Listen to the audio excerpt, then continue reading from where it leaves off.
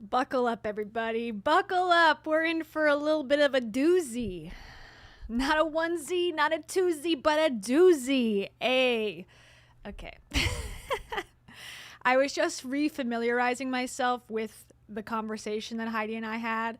And I feel like I didn't listen to it all because I don't know if I even want to hear everything that I had to say, so I figured I'll save it for the stream. But I feel better about it than I remember. I was like, God, what did I say? Because we did send each other voice memos back and forth. Teaser. So I'm going to play it all. I think everyone's going to be shocked at some of the stuff that I've been sitting on purposely because, one, some of it's a little disturbing.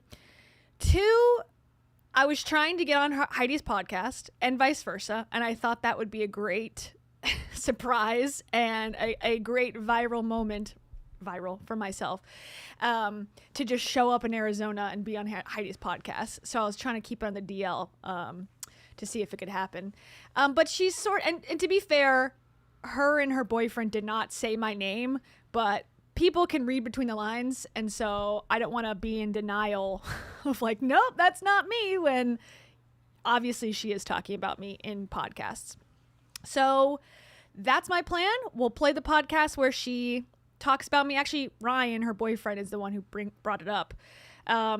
And then I'll give you the context, okay? And I'll give you the whole timeline. We'll even go back to where this all started, back in 2022 when Dave was still alive. This is when Heidi first reached out to me. I never reached out to Heidi, never commented on anything as far as I remember from the past, never DM'd her. Dave had blocked me a long time ago because before I even made YouTube commentary, I had posted something when he posted his daughter once, Noah, and he made some comment about what should the meme be. And so I said, maybe you should just spend time caring about your kid. And he blocked me back then. So anyways, all that to say, I never reached out to them. Heidi has contacted me. So this was not her responding to me. This was her coming into my DMs, which that's kind of my personal rule of thumb. I've learned from this. If I'm going to have negative things to say about somebody and, I have comments to make, I'll use my face, I'll use my platform, and I'll stick by it. And I feel like that's the difference between haters and, DMing someone and harassing things. I don't think that's okay. I never think that's okay. So that's kind of where I draw the lines. Like, hey, I made a video about my criticism. If you want to say something back, make a video about debunking what I just said. And we'll go in a long infinity circle of debunking each other back and forth. And then that's debate, baby. That's the democracy we used to have in this country. Anyways. So thank you to Amy. Thank you so much right off the bat. Amy LX8RN. Thank you as always. Amy says, we're here for Tarot's thoughts on the matter. Tarot is thinking only of one thing.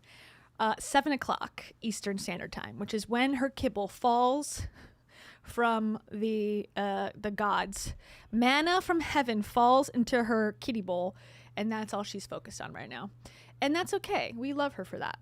People tend to get their feelings hurt because they're just weak and they're soft. That's Heidi. Drop it in on a half pipe. I was reorganizing my soundbites again. So here's my welcome to the show soundbites. Ready? Hello? What up, homie? We are now live, mofos.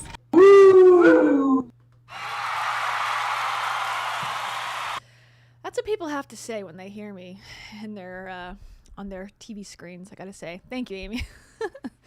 Okay, so let's start. Let's dive right in, shall we? I'm in the Heidi Powell studios. And now I'm in Heidi Powell's car, okay? Or Ryan's car, whoever's car.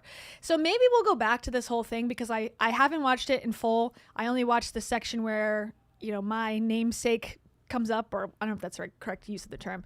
My essence is brought up. So maybe we can go back. My plan this week, and the thing is, I think Heidi sometimes, when I'm not talking about her, she gets antsy. She's like, where's the latest video on me?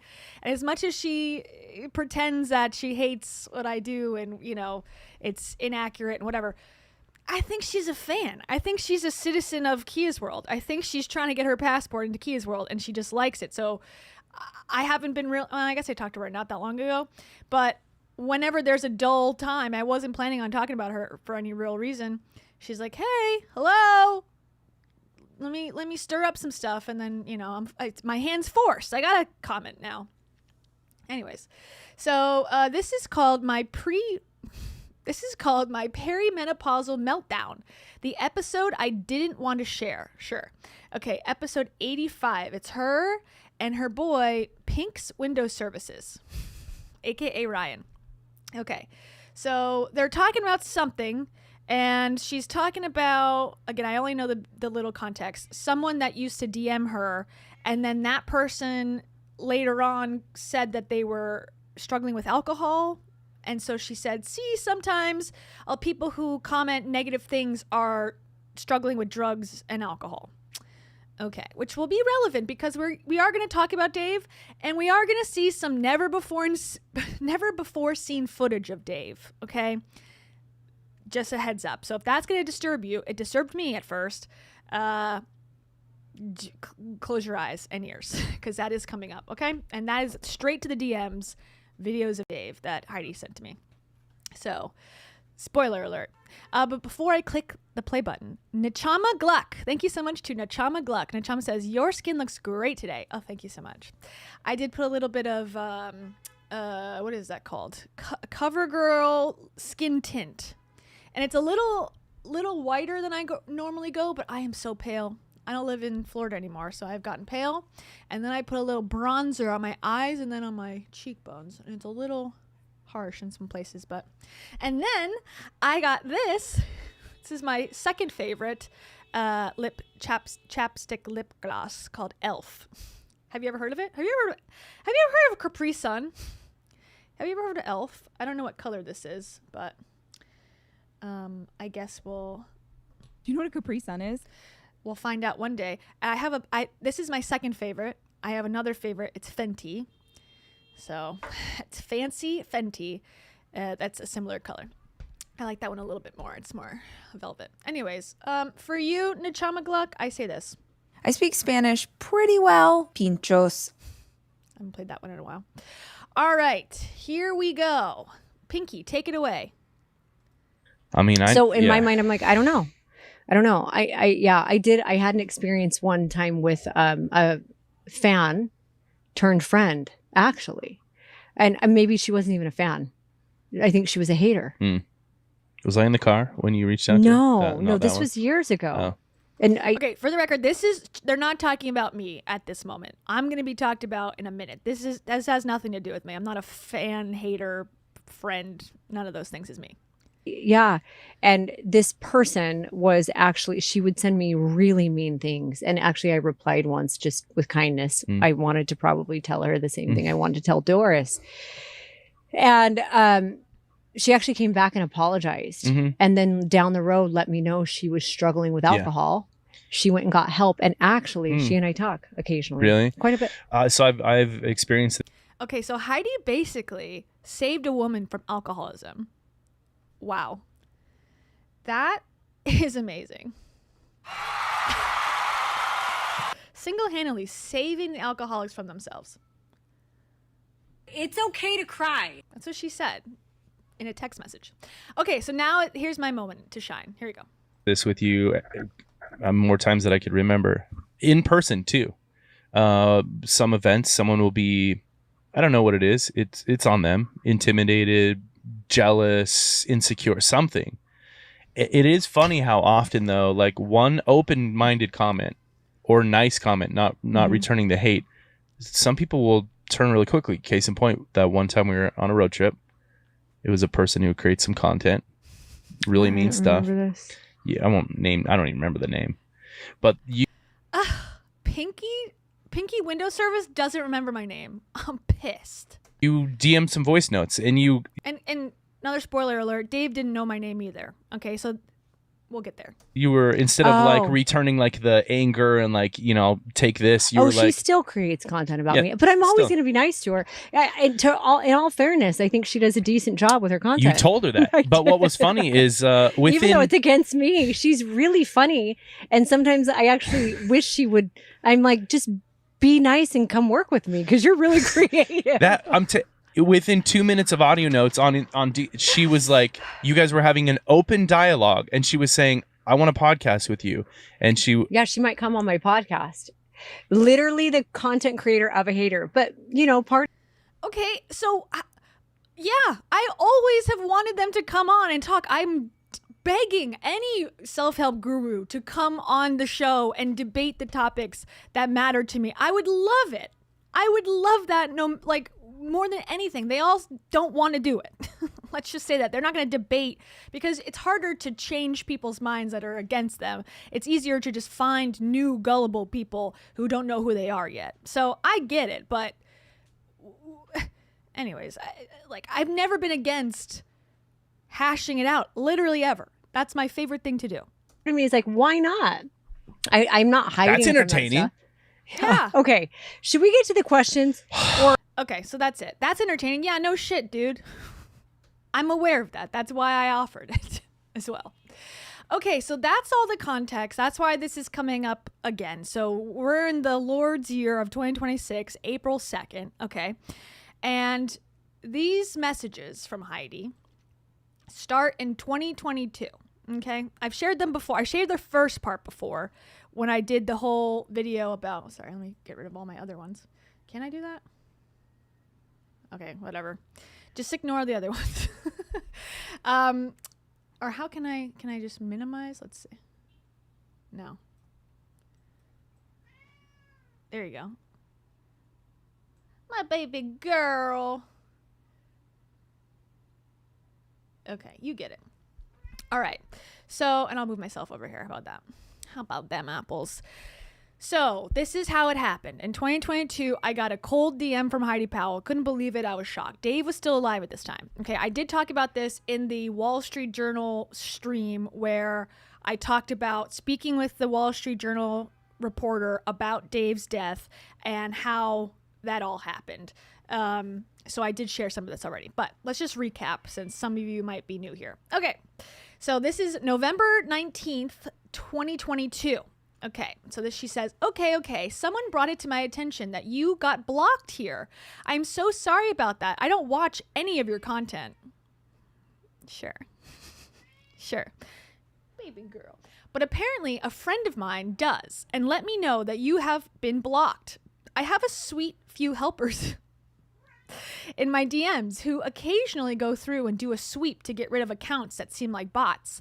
I'm guessing because yours doesn't show that you follow, they assumed you were a bot. My sincerest apologies. Have a happy weekend. Okay, first of all, the context of that makes no sense. Why would you randomly come to my account?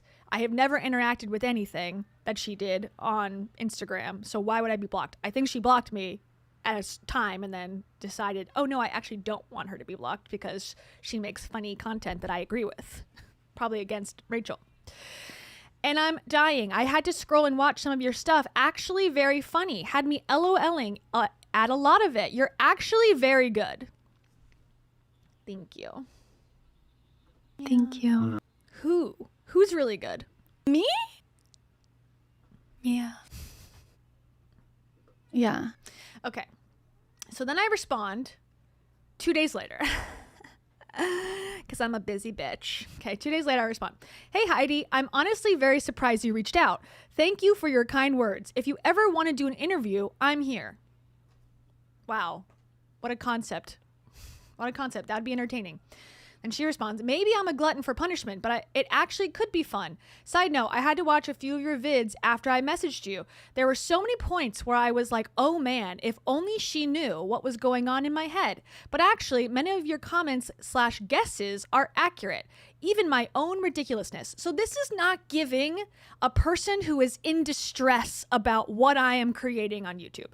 This comment is not showing me you're a bitch and you're ruining my life. It's giving, keep going, girl. Girl power. I love what you're doing. Keep it up.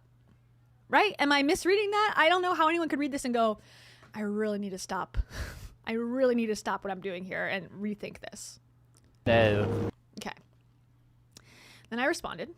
It's hard to know for sure from the outside looking in. I only make guesses based on my own experiences and what I think could be going on. Obviously, getting your insight helps a lot. Okay, so I'm trying to, hey, let's build you're my source here. That's kind of what I'm attempting to do. Like, if you want to tell me insider information, I'll take it. Okay, I like it. She goes, obviously, I'm an open book, too open sometimes, but it sure does make life a lot easier than having to remember what can and can't be said. Okay, but now we just found out they're smoking vapes and drinking crazy and all that, so that was not disclosed previously, but okay. And I said, haha, that makes sense. I'm more of a partially open book, LOL. Would you want to do a live stream on my channel or a pre-recorded video interview? Okay, so then she sends me 3 separate voice notes. Here we go. Should I be nervous about this? I'm trying to figure out what could get me in more shit. Recorded that can be edited, or a live stream. Let me think through it. I'll do something with you. I will, because it actually would be fun. I like to dodge bullets. I'm just joking. I think it would be a lot of fun though. And again, like I am an open book. And know this though, I will never throw anybody under the bus, no matter what. So you're probably going to be frustrated because I don't know. I never want to make people sad. I never want to hurt anyone. So I'll throw myself under the bus, but nobody else, if you're okay with that. Except for her ex-husband sometimes, once in a while. Not Chris, the other one, who shall not be named. Okay, I'm about to jump into something with my kids. Before I do, while I'm thinking about this, I will do something with you, but it cannot be pointed toward hurting anybody else. So like if it's me, like I said, I actually am cool about it, but like I probably won't dive into any of the details of the Hollises because I don't want to hurt anyone, you know?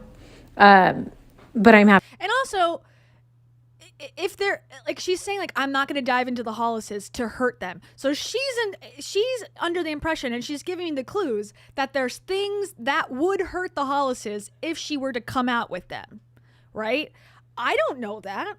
I can guess based on what's publicly available as to what's going on, but I don't know that. So she's giving me more information than I had previously, because she could say, well, I could talk about the Hollises because there's only good to say. But she's saying, I don't want to talk about them because if I do, you're going to, it's going to be negative. Okay, that's your own choice. I have nothing to do with it. Thank you to Amy. Once again, Amy LX8RN. Thank you so much. Amy says, Kia, Betty can sell you a monk course to help you through this issue. Namaste. Start with moving to the Tibetan mountains for 3 years and meditate. That sounds like a very reasonable ask and probability for you. And you know what? This makes me feel like you have strong sugar glider energy. I think there's sugar gliders in the Tibetan mountains. You're not Mel Robbins. You'll never be Mel Robbins. Here's another good one. If anyone has anything mean to say, this is what I have to say back. Your mama. And also, you got Epstein-Barr. Hell yeah. Thank you, Amy. Okay. Back to Heidi. Happy to talk about me. I'm happy to talk about all my ridiculousness. I'm happy to talk about not my kids, unless it's really great, because I have the world's greatest kids on the planet, and I would never want anything out there. I'm sure stuff is going to be out there about them at some point, but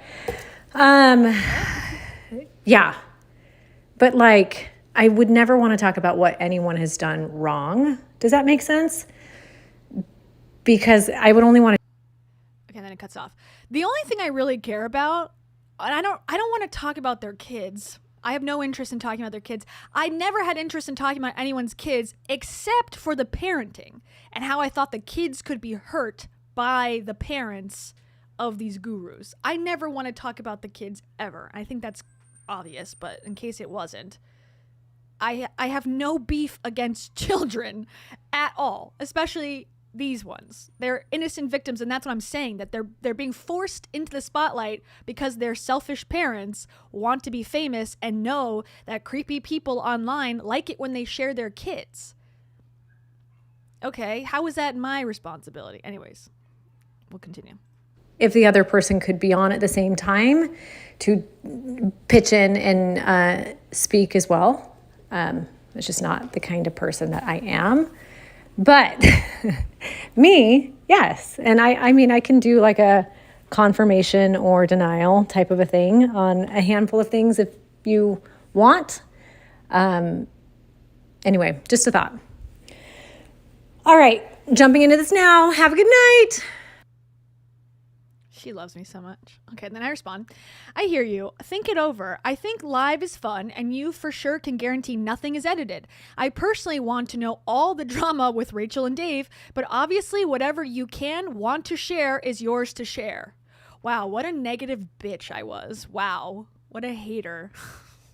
Caring about her consent. Okay, thank you. More to come. Have a great night. And I said, you too. And then this is a month later. I guess this was around the time where they were sending or posting very cryptic, like we broke up type stuff back and forth on social media. So I don't quite remember what was going on. He was still alive. This is about a year and a few months before he died. Hold on. Little girl. Text back my friend. Okay. 4-letter. Thank you so much. 4-letter. Before we continue. 4-letter says, how much do you bet she's watching this live and reading the comments? She sounds so nervous, excited on the voice notes. Creepy vibes. It sounds like she's very familiar with the content, and I don't make it for her. That's why I do this on my own channel. I do not send this to her and go, hey, girl, you should watch this and learn. It has nothing to do with her. It's an example of things that annoy me about the industry that she is in. Yes, it gets personal because that's what she shares. And maybe it's something I think about is, have I taken it too personal about who's dating who and who's whatever? Yes, I have. But I personally think it's kind of interesting. But again, I don't know what the point of that was.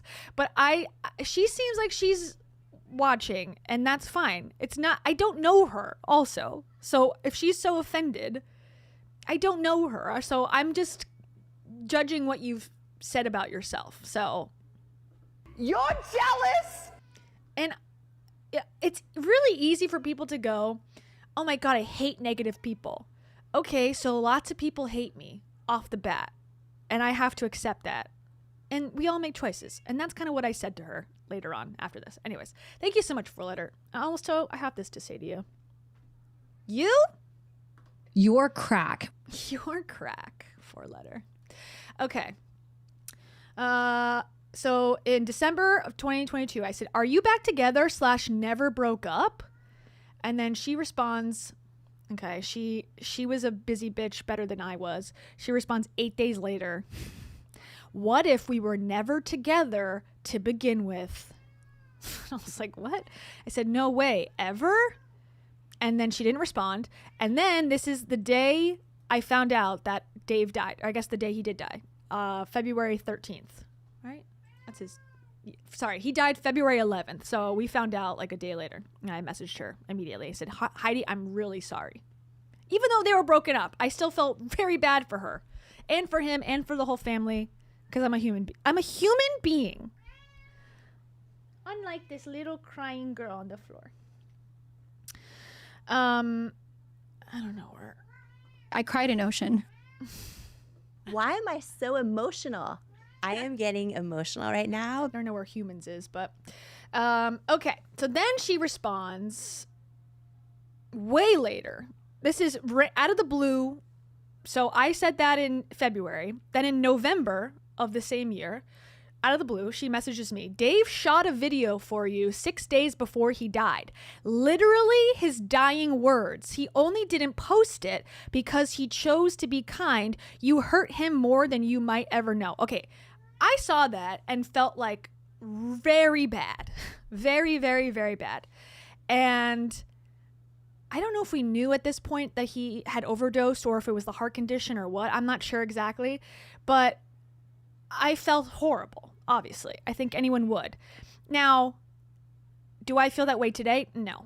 I've changed my mind about that. I still feel bad that he died and that his kids don't have a father anymore and all of that. But I don't take personal responsibility anymore. I was in a vulnerable place, I think.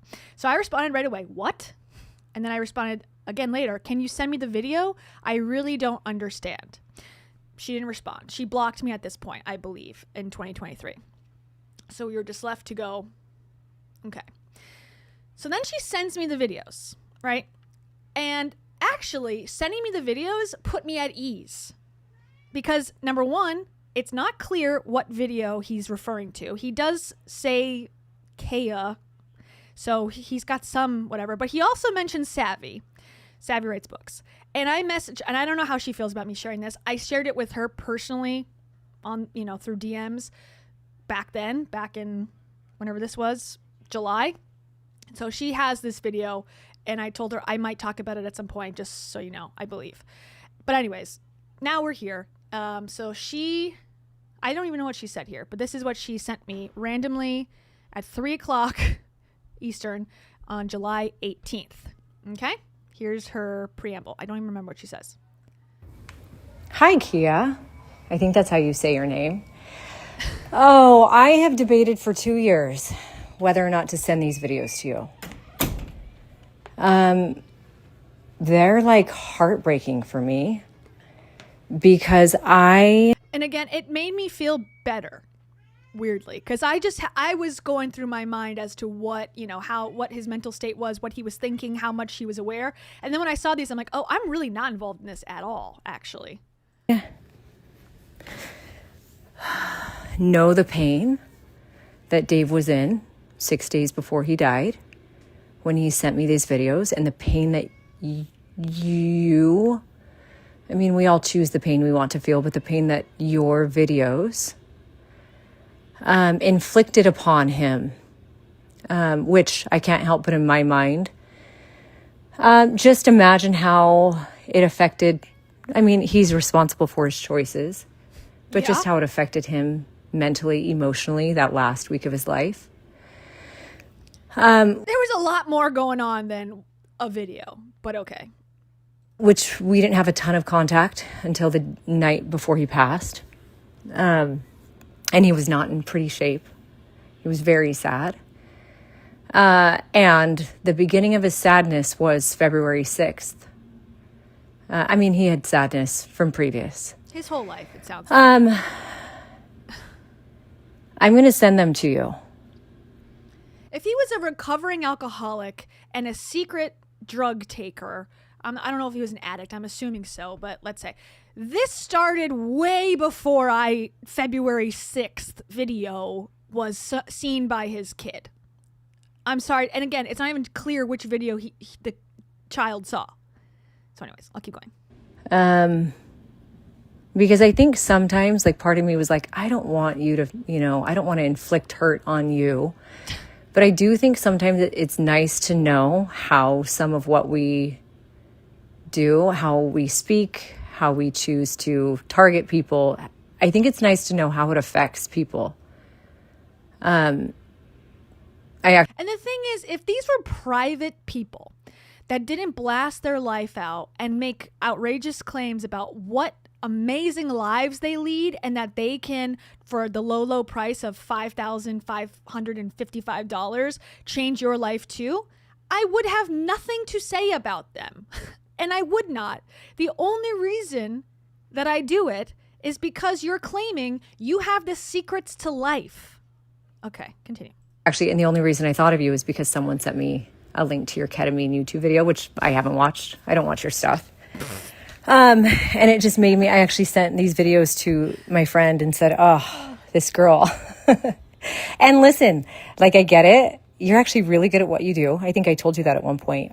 I don't watch your videos, but you're really good and funny at what you do. I know you're just out there trying to make a living and get an audience and find purpose yourself. And I completely respect that. Okay, I agree with her there. That is what I'm doing. So there you go. I do think sometimes, and maybe not everyone is affected the way that Dave was. I know I'm not really. And also, I feel like you should know. You're so talented. You're so good. You could point your efforts towards something that lifts people up and elevates them instead of trying to tear people down who are actually making a positive difference in the world. Okay. And also, I think the world needs people that tear people down. It needs people like you. I'm getting mixed messages, Heidi. What the hell do you want me to do?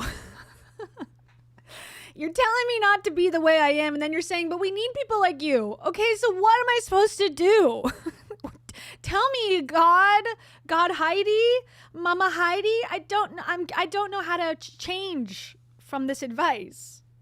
So if that's you, great. And also, oh my gosh, you could do so much better.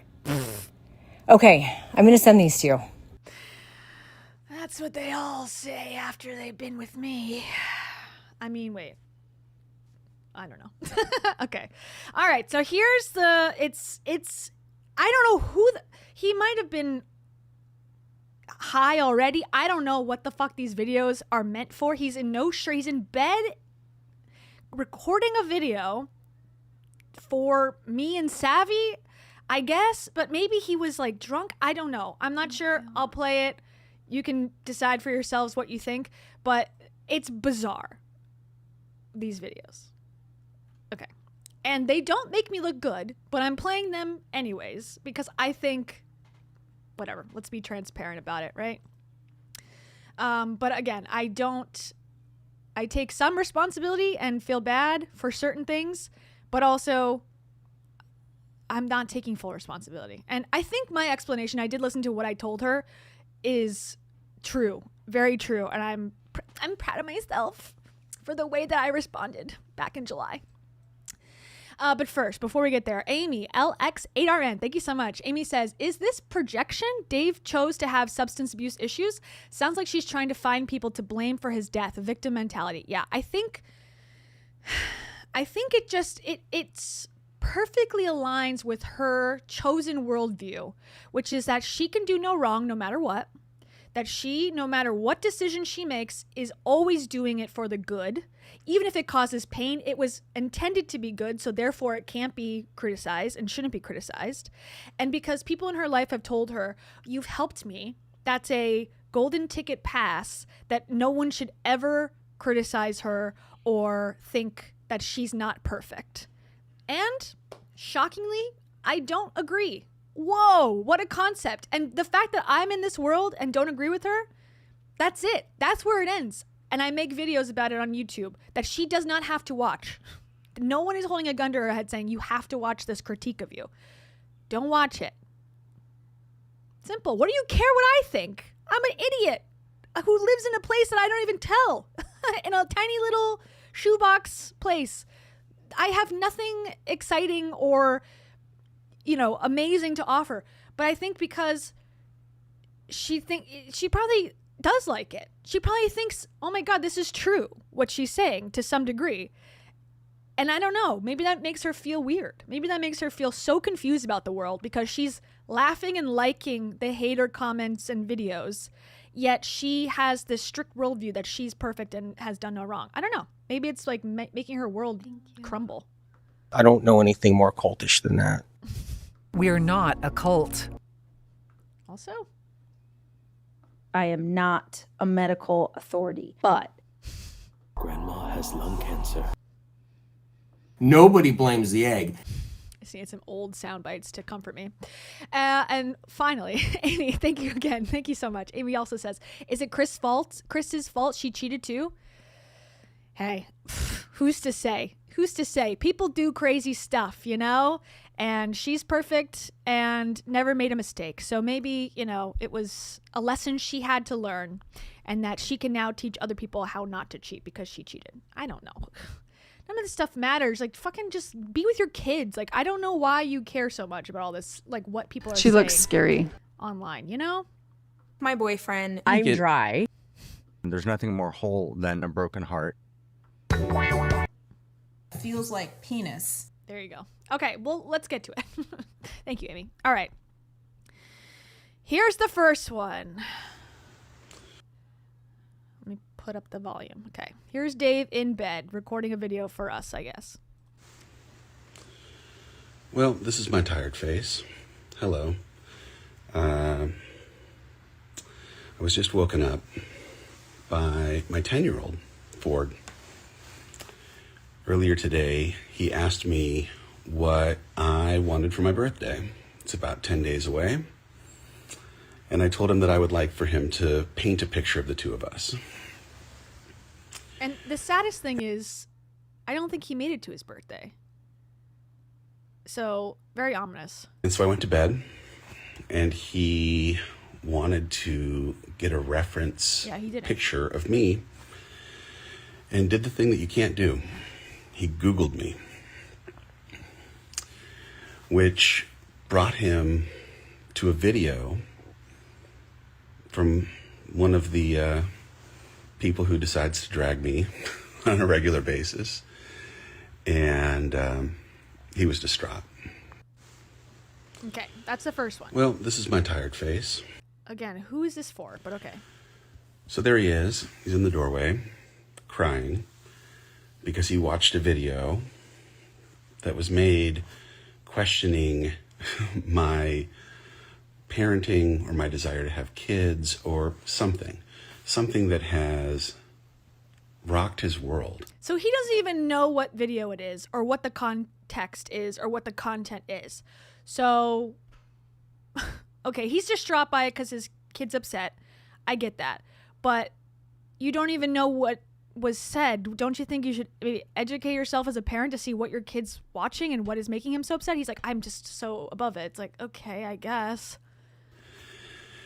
And part of why he's crying is because he went to his 14-year-old brother and insisted that he teach him how to leave a comment on this YouTube to clear the record, which is like, what an amazing gesture. And also, and I thought that part, I was like, it's not an amazing gesture. It's a reaction because he probably thinks your ego is so vulnerable that he better come to your defense because he understands that people on the internet's critiques are very important to dad.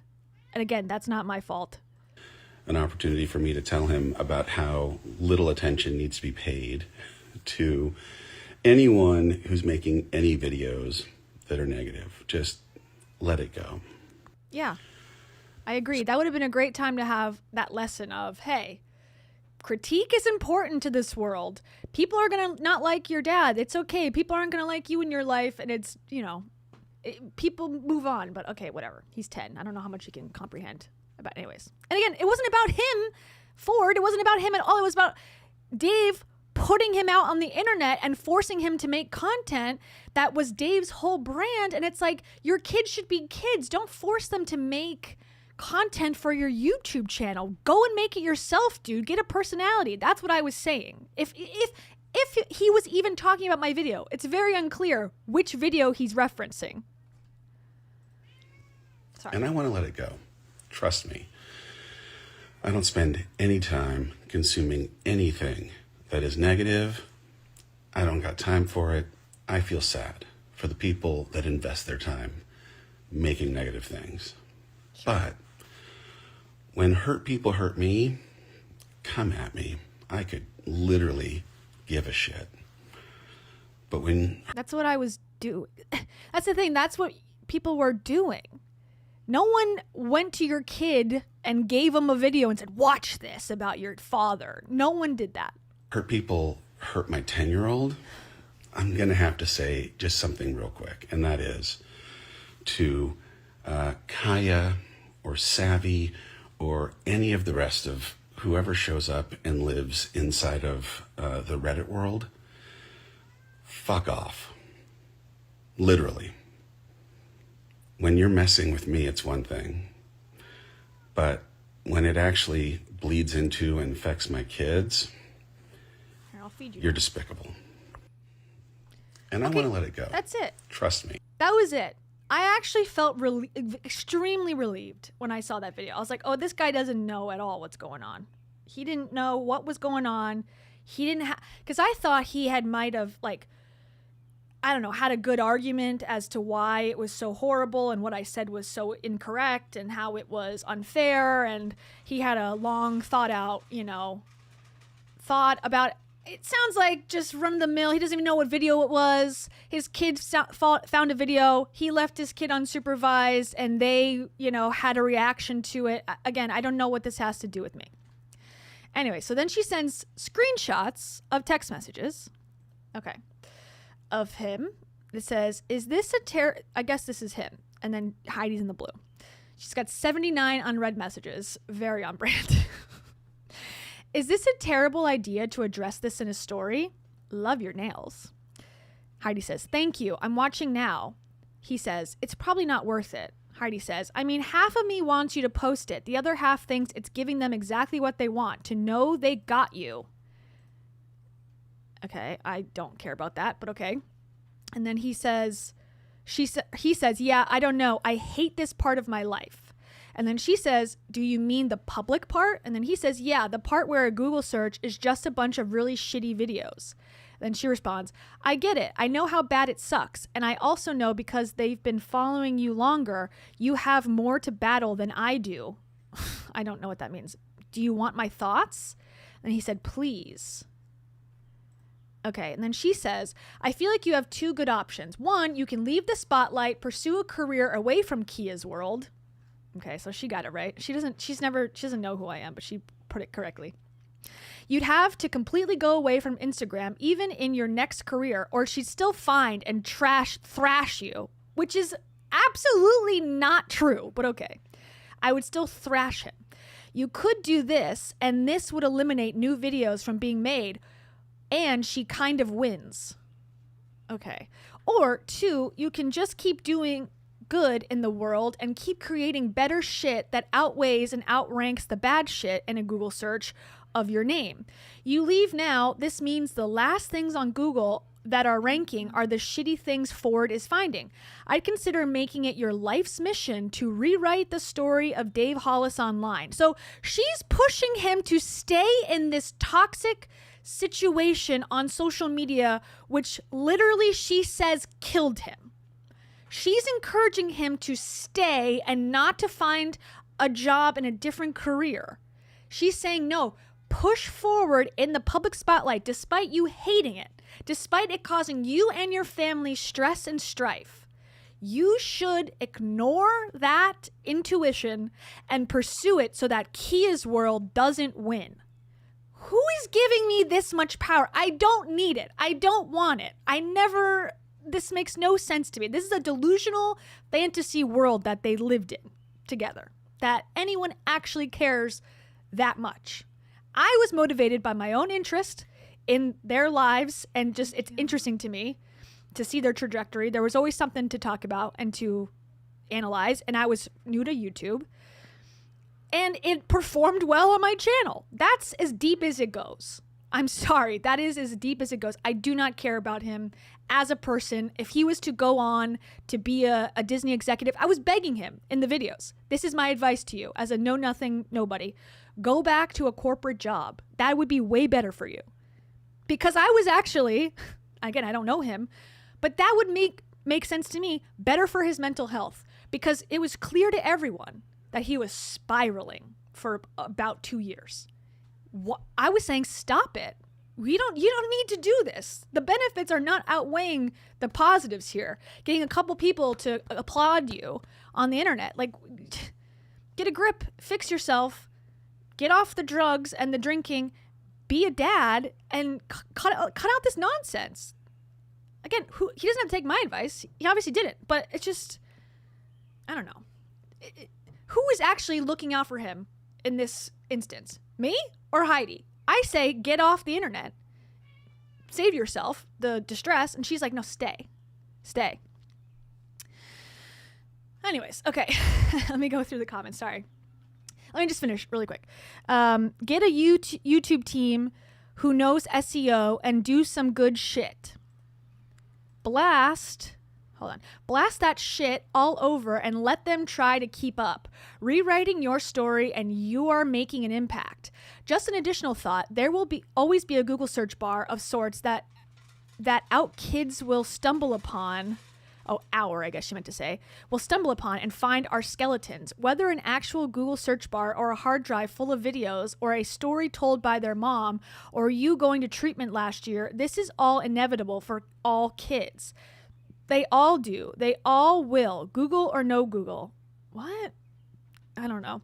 You'll never be able to stop these feathers, their pain, in the wind from spreading or impacting them.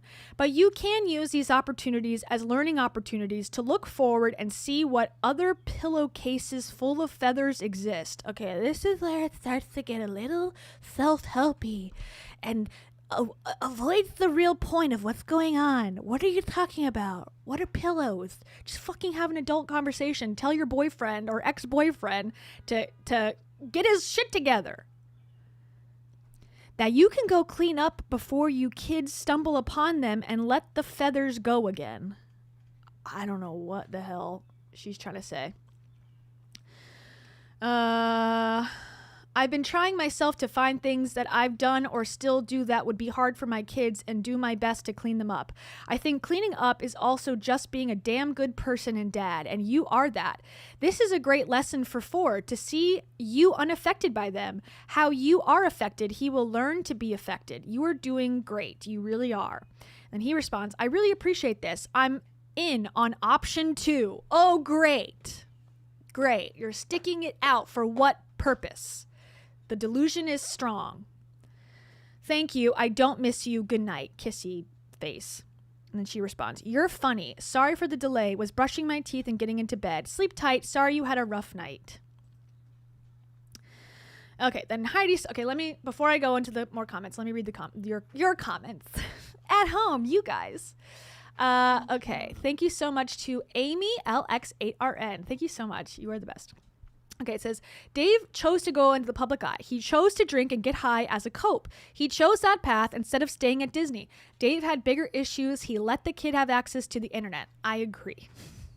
I think this is kind of similar to the argument of Britney Spears' music. It was like, she was constantly criticized. Well, why are you making music that kids like, but it's really bad for them? And it has curse words in it. She's like, I'm not a parent. I'm making what I want to make. And if kids are having access to it, that's a parental problem. I feel like that. If Dave didn't want negative videos to be made, well, that's unfortunate because you're in a public position. So it's like, as if he ran for president and goes, well, no one can ever say anything bad about me. It's like you're choosing, again, a position where it's public facing, and you have to convince them that your life, not your degree, not your expertise, your life, living it every day, is the blueprint for someone else's good life, and you are putting a price tag on it. Okay? That's a decision he made as well that I did not. And I never would do that for myself. I would never go, my life is worth copying. No, it's not, in my opinion. You know? Anyways. Fuck all men. Thanks, Rachel. And Dave made 40 bazillion times more money than I would ever make talking about him. And yet I'm supposed to feel guilt? It is 18 American dollars. You know, Amy? You know what I'm saying, girl? I'm a big time hippie and I'm very woo woo. Okay, sorry. Thank you, Amy. Okay, and then what else? Let's see what other comments I got. And Amy's follow-up. Amy says, donations are to be wired to Taro's bank account. Yes, directly. She got 2 meals. So now, hopefully, she will not be crying. Demon. Sometimes when she's hungry. Demon. And also, I had this awakening in my kitchen. Thank you, Amy. Okay, final JL. Thank you so much. JL says, wait, so she just sent you these videos on a random July day 2 years ago after your convo? Yes, exactly. The way she blames you is unforgivable and she should F off. Listen, I would still love to have her on the channel. I think I would go to Arizona and we can record in person and she can tell me what a bitch I am in person. And she can do a podcast where she corrects me for all my mistakes and I'll defend myself and we could call it a day. We'll go to Smashburger. We'll take a hike around, the mountains of Phoenix. We can go to this cold plunge and I'll watch her cold plunge. It could be a whole day. I still am down. the mango frequency.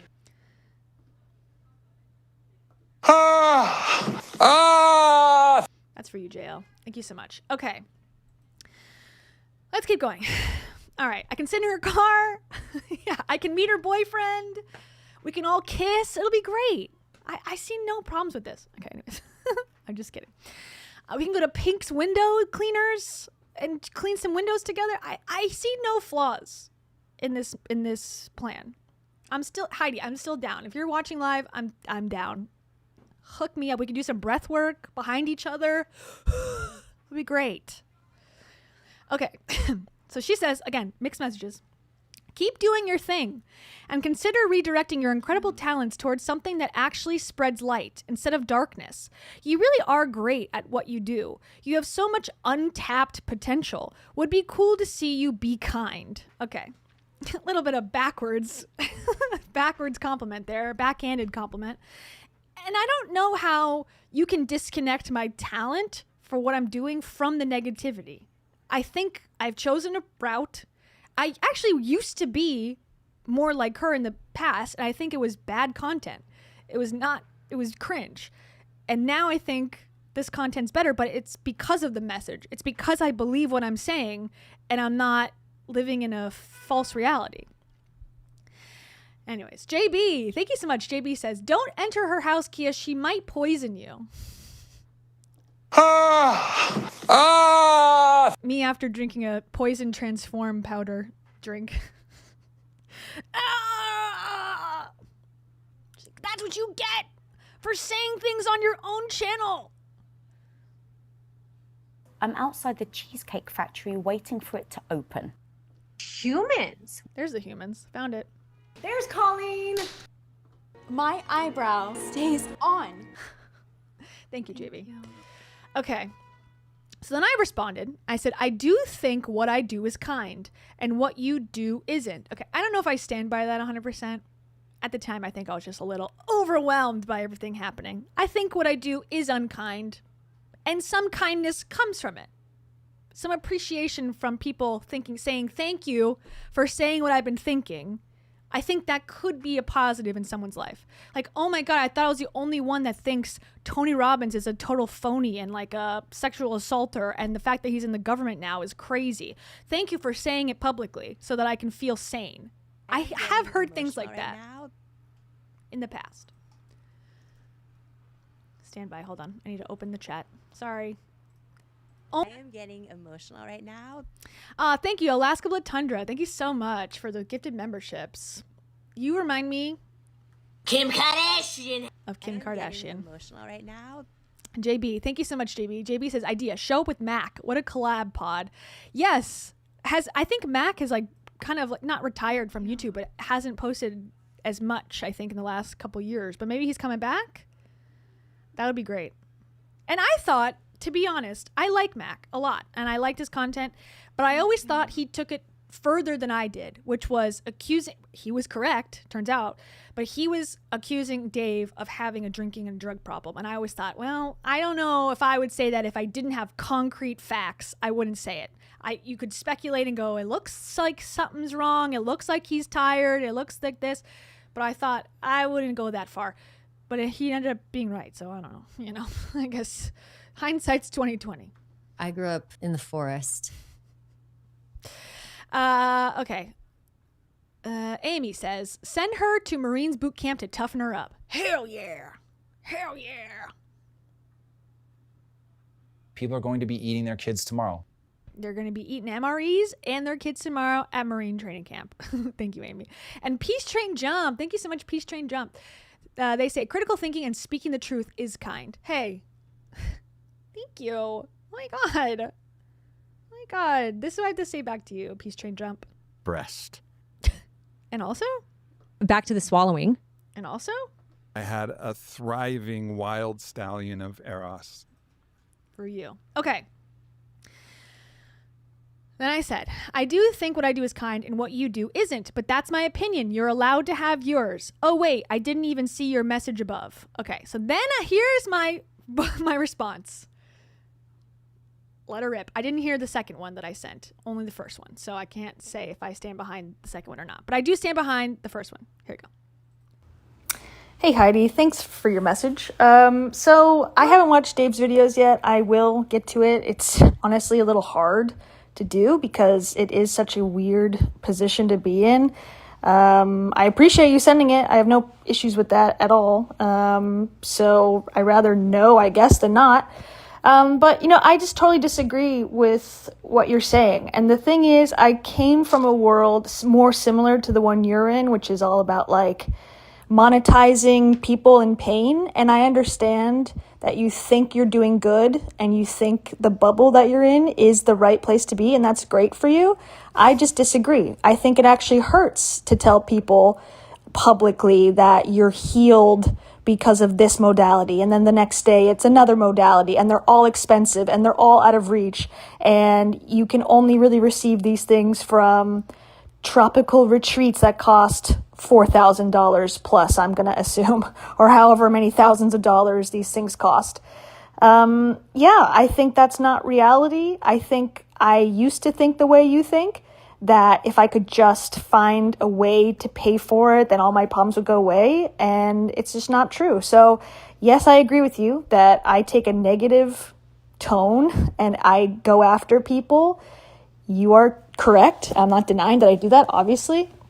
But you got to realize yourself and Dave and every other self-help wellness person for that matter is claiming that Dave claimed multiple times, even in the video about the Pancake Gate thing, where he was on his live stream after his book flopped, screaming and upset that, he had all the secrets to life. He understood life more so than other people, and that his wisdom was worth $18 to read his book. That, when you say that publicly, you are up for scrutiny. I'm sorry to say. Like, I understand it's sensitive and it hurts and whatnot, but that if we just all said, oh my gosh, he's perfect, that would not be true. That would not be accurate. And I'm not going to take responsibility for a grown man snorting cocaine that had fentanyl in it. I'm sorry to say, but that is not my fault at all, and I refuse to take responsibility for that. So while I do agree that I probably caused him some pain, he's a grown man who is making a lot of money off of telling people he had the secrets to life and he had the knowledge to be able to help you live a better life and could coach you into having a better life. Okay, if that was true, you should be able to stand up to a little bit of scrutiny. So while I appreciate you having your opinion, I have mine, and that's all I really have to say. So, thanks for sharing, but I'm not going to feel like this is my fault. At one point I did, honestly, but I've done a lot of therapy, not ketamine therapy, but a lot of traditional therapy. And it's everyone has choices and they make their own choices. And if I killed myself tonight because you've sent this to me, would you feel like you're responsible because I was upset that you're telling me I'm a bad person? It's the same thing. Just think about it for a second, because that is the standard that you're putting on me and yourself and everyone in the world. So, yeah, I don't know. I think it's just a difference of opinion. You got your way of doing things. I got my way. Maybe we'll, cross paths, meet somewhere in the middle someday, perhaps. Hey,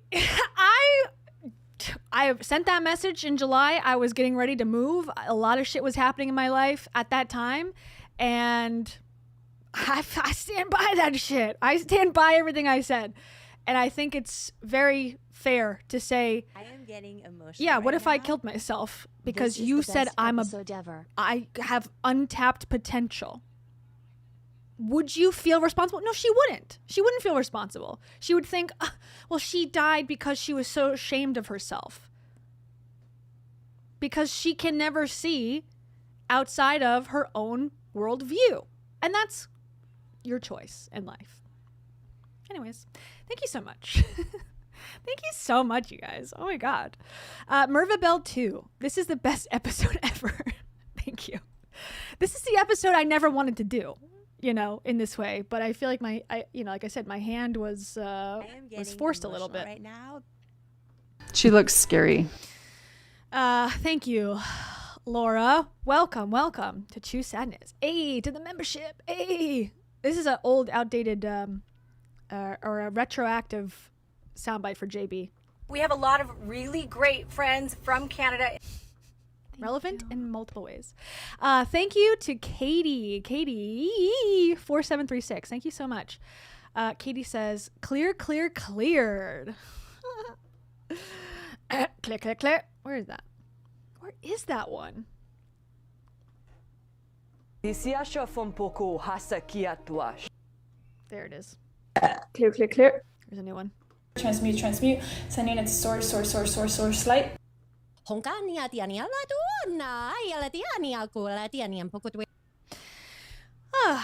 Okay, now we've had the moment. Now I don't know what I said the next one. I could have been like, I take everything back. I didn't mean it. I love you. Please acknowledge me.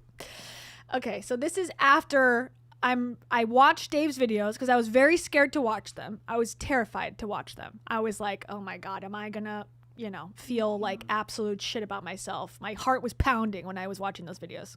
And again, afterwards I was like, oh, I wish I had these 6 months ago. I wouldn't have had so much turmoil about this. So then I said, okay, watch them. I say again, the responsibility of protecting your children is their parents, not me. Okay, I stand by that. And then I said another message, 30 seconds long. Not sure what I said. But first, before I play it, thank you so much to Maya Sloan. Maya Sloan says, in all seriousness, you are kind, Kia. And unlike what Heidi puts out in the world, your channel has given me actual comfort and real understanding. Thank you. I appreciate that. I really do. And I try to be, people have said things in DMs and are like, oh, this really matters to me and I appreciate you. And I take it and I do appreciate hearing that for sure. But I don't try to take myself too seriously either, where it's like, I'm changing the world and I'm here to live in my purpose and whatever. Like, I'm doing the best I can. I'm being honest as much as I can. There's limits to things. And I used to feel always inadequate about it. Like, I'm not doing the best. I'm doing my best. And if you disagree, like Heidi and all those people, okay, I'm okay with it. It's okay to have people in the world that go, wow, I totally disagree with you. Okay, my life goes on. And I'm grateful that my life goes on, God was like, you're done. Thank you, Maya. I do appreciate it, for real. And also, let's tune into this ankle. That's all that matters. Just tune into your ankle and tell yourself you don't have to have the flu this year. And life can be so simple. Okay. And thank you. I appreciate all the nice comments. I'm seeing them. I'm an old era member. Realize my card's expired. Aw. Welcome back, Laura. Thank you for saying that. Your channel has helped me dismantle hustle culture beliefs. Yeah, I'm grateful. I'm glad. And I had the same experience when I was getting out of the haze of self-help. A lot of other channels, anti-MLM channels, Savvy Writes Books, Camellia, like their channels really opened my eyes to, oh my God, there's other people that have these thoughts and are vocalizing them. And there's other people in the comments that have these thoughts. It was such a relief and did help me too. So it's all one big ecosystem and community. So yay, kumbaya. My guardian angels, my spirit guides. All right, here's what else I had to say.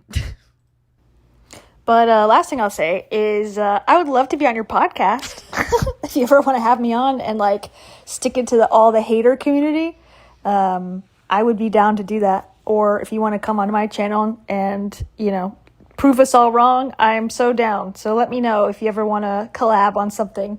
And you can ask me anything. I'm pretty open and confident in my perspective.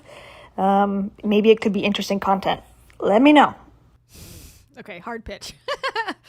Hard pitch to Heidi about, again, my purpose. Let's bring this out of the DMs and do it in a public space so we can be open about our feelings and let the people decide. It's not going to be the end of the world. Okay. So then, same night, she responds with many of voice audio. Don't remember what she said, so here we go. Oh my goodness. I was laughing, and not in a bad way. I was laughing at the end of this because it's funny. I was just listening, and I'm actually a very open-minded person, and it sounds like you are too, which I appreciate.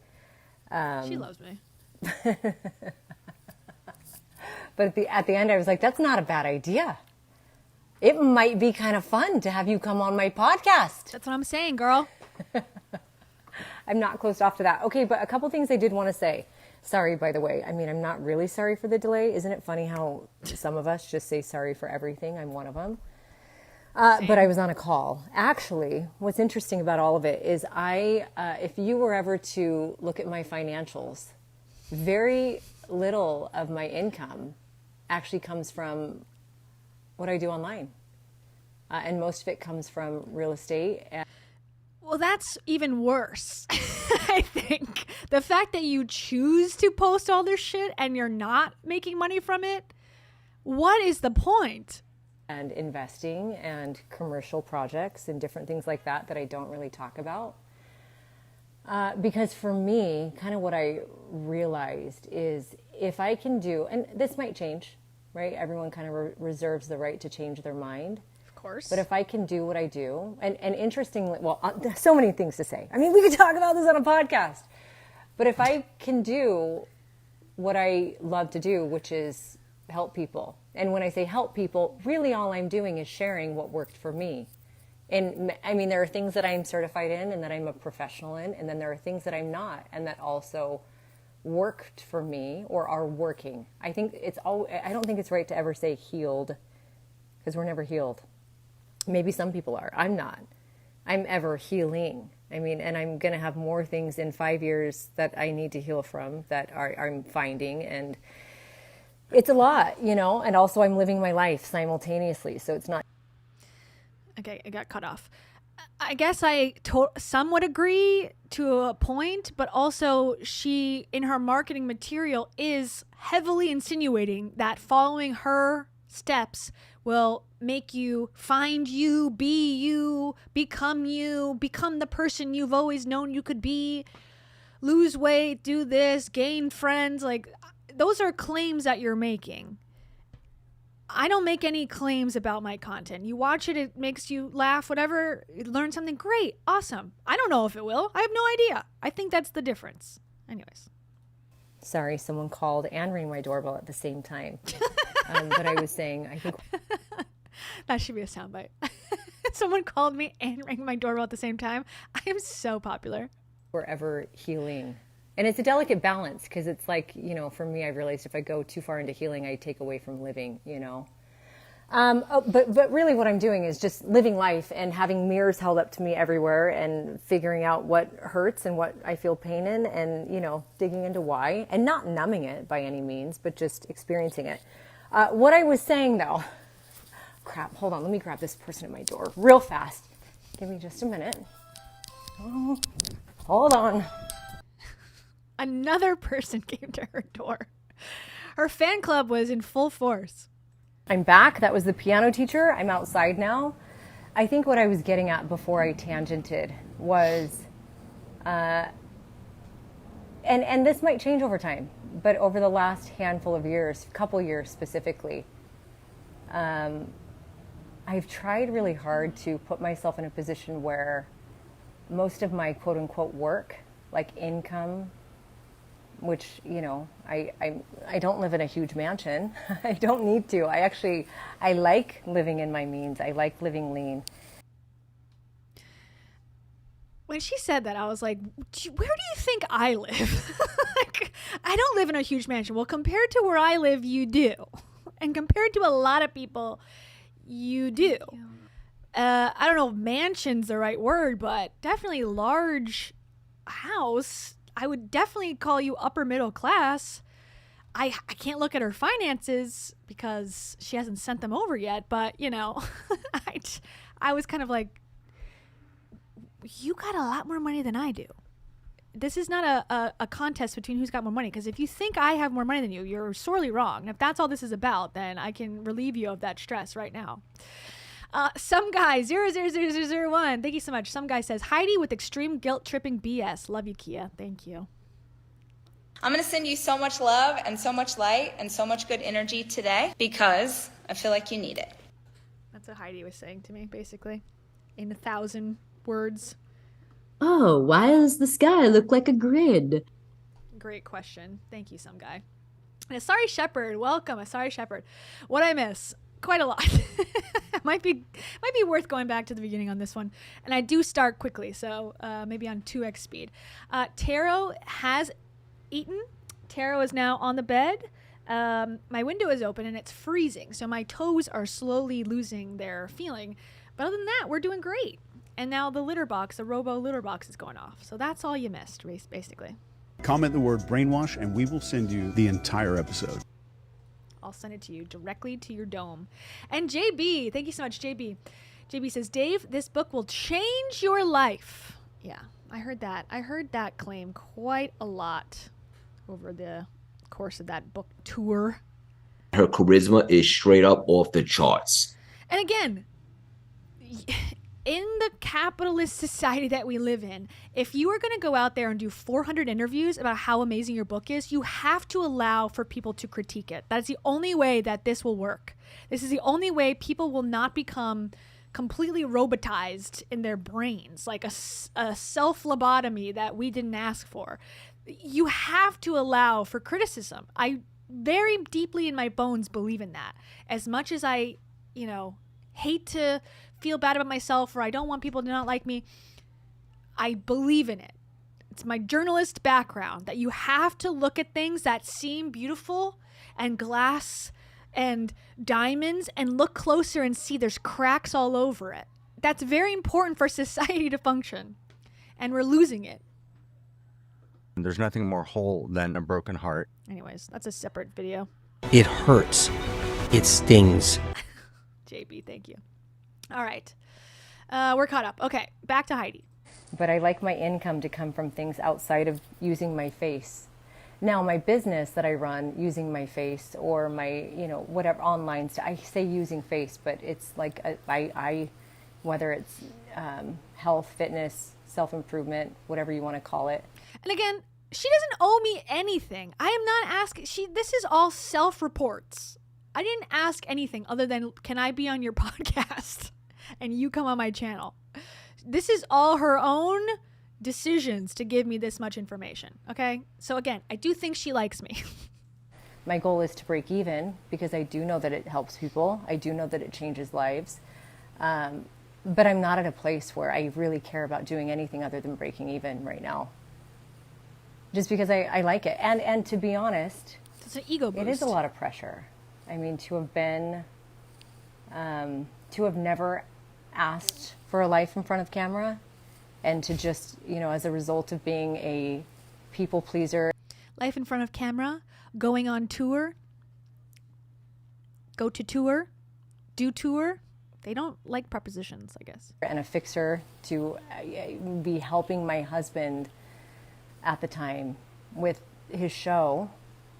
And training people behind the scenes, and to have myself landed on camera, it kind of just created a life that actually turned out really beautiful. But there's a lot of pressure with it. And it's and you don't have to do the show anymore. The show's been over for 15 years. You don't have to post on Instagram anymore. It sounds like, again, you are choosing to do it. You could also post carousels of text from Canva about all your thoughts on life, and you chose not to do that. Look in the mirror that you say that you have. Something I don't know that I want to do for the rest of my life, So to kind of create something where everything I... Am I her therapist? Again, this is perfect fodder for therapy. Get to do. I'm going to say everything I do online is what I want to do. And I don't have to do, but it's a passion. And I know things like, you mentioned the retreat. I know things like the retreat might seem like they're making a lot of money, but I would even show you, Kia, the P&L from the retreat. You would see I made $500 on it, but it's because Girl, you're missing the point. I don't care if you made a profit from it. I care that it costs that much money for people who are hurting to placebo effect that they're healed.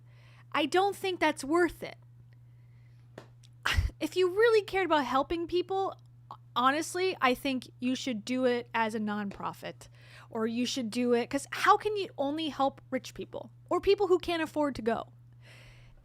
Doing breath work and bullshit. It's like, I don't care about you making the money. It's the cost to someone vulnerable that's looking for therapy that is afraid to go to therapy? I don't know. I guess there is no winning, I suppose, in this life. Amy, thank you so much. Amy says, excuse me, these coaches always want you to never be okay, so you always have to keep paying them money. Self-improvement coaches do more harm in the long run. I agree. I had a life coach. I've talked about this a million times. I think she is extremely gifted in a weird way with words, and she sends out a newsletter. I still read it, even though I had a bad end experience with her, and I think it was, there's a lot of unethical things that had happened between us. I still am impressed by her skills to be able to put things in a way that are, I don't know, down to earth, and I read all her stuff still. But I'm glad I left the group that I was in with her. I'm glad I got into real traditional therapy, and I could have spent the rest of my life just, going in a circle with this life coach, because she was not in the same ethical standards as a therapist. And that's what I really, really needed at the time. I didn't know it because I didn't know how deep my trauma and stuff was until I got into real therapy.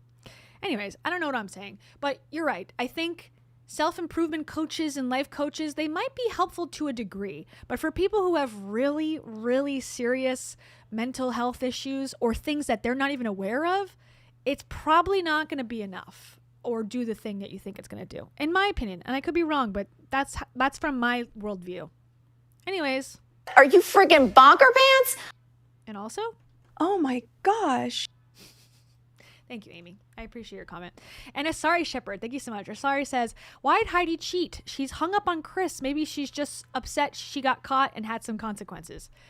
Your guess is as good as mine. I have no idea. She's talked about that publicly herself. I don't know why she decided to come out with that.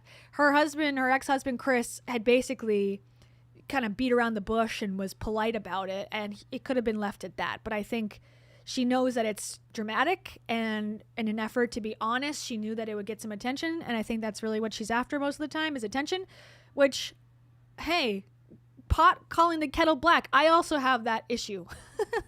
You have to kind of pivot your way to get attention if you actually want to stay relevant, and it's a double-edged sword. Sorry, this is for you. We're talking about something awful, terrible, the unimaginable. Me having to get a job, says Heidi. Okay, thank you, everybody. All right, back from my rant, back to Heidi. I paid for one of the participants. So in a three-way split with the clinic that I ran it with, actually 2/3 them, 1/3 me, I chose, I know I'm not asking for any pat on the back. It just is what it is.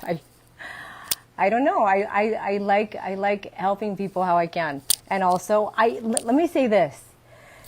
I guess the thing I want to say is I don't think you're a bad person.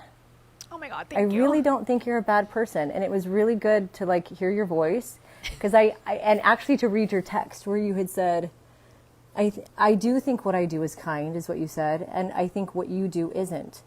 And it was it's actually really interesting, because I could step in your shoes and see from your limited perspective how you believe what you do is kind, limited perspective of who I am and maybe these other people, right?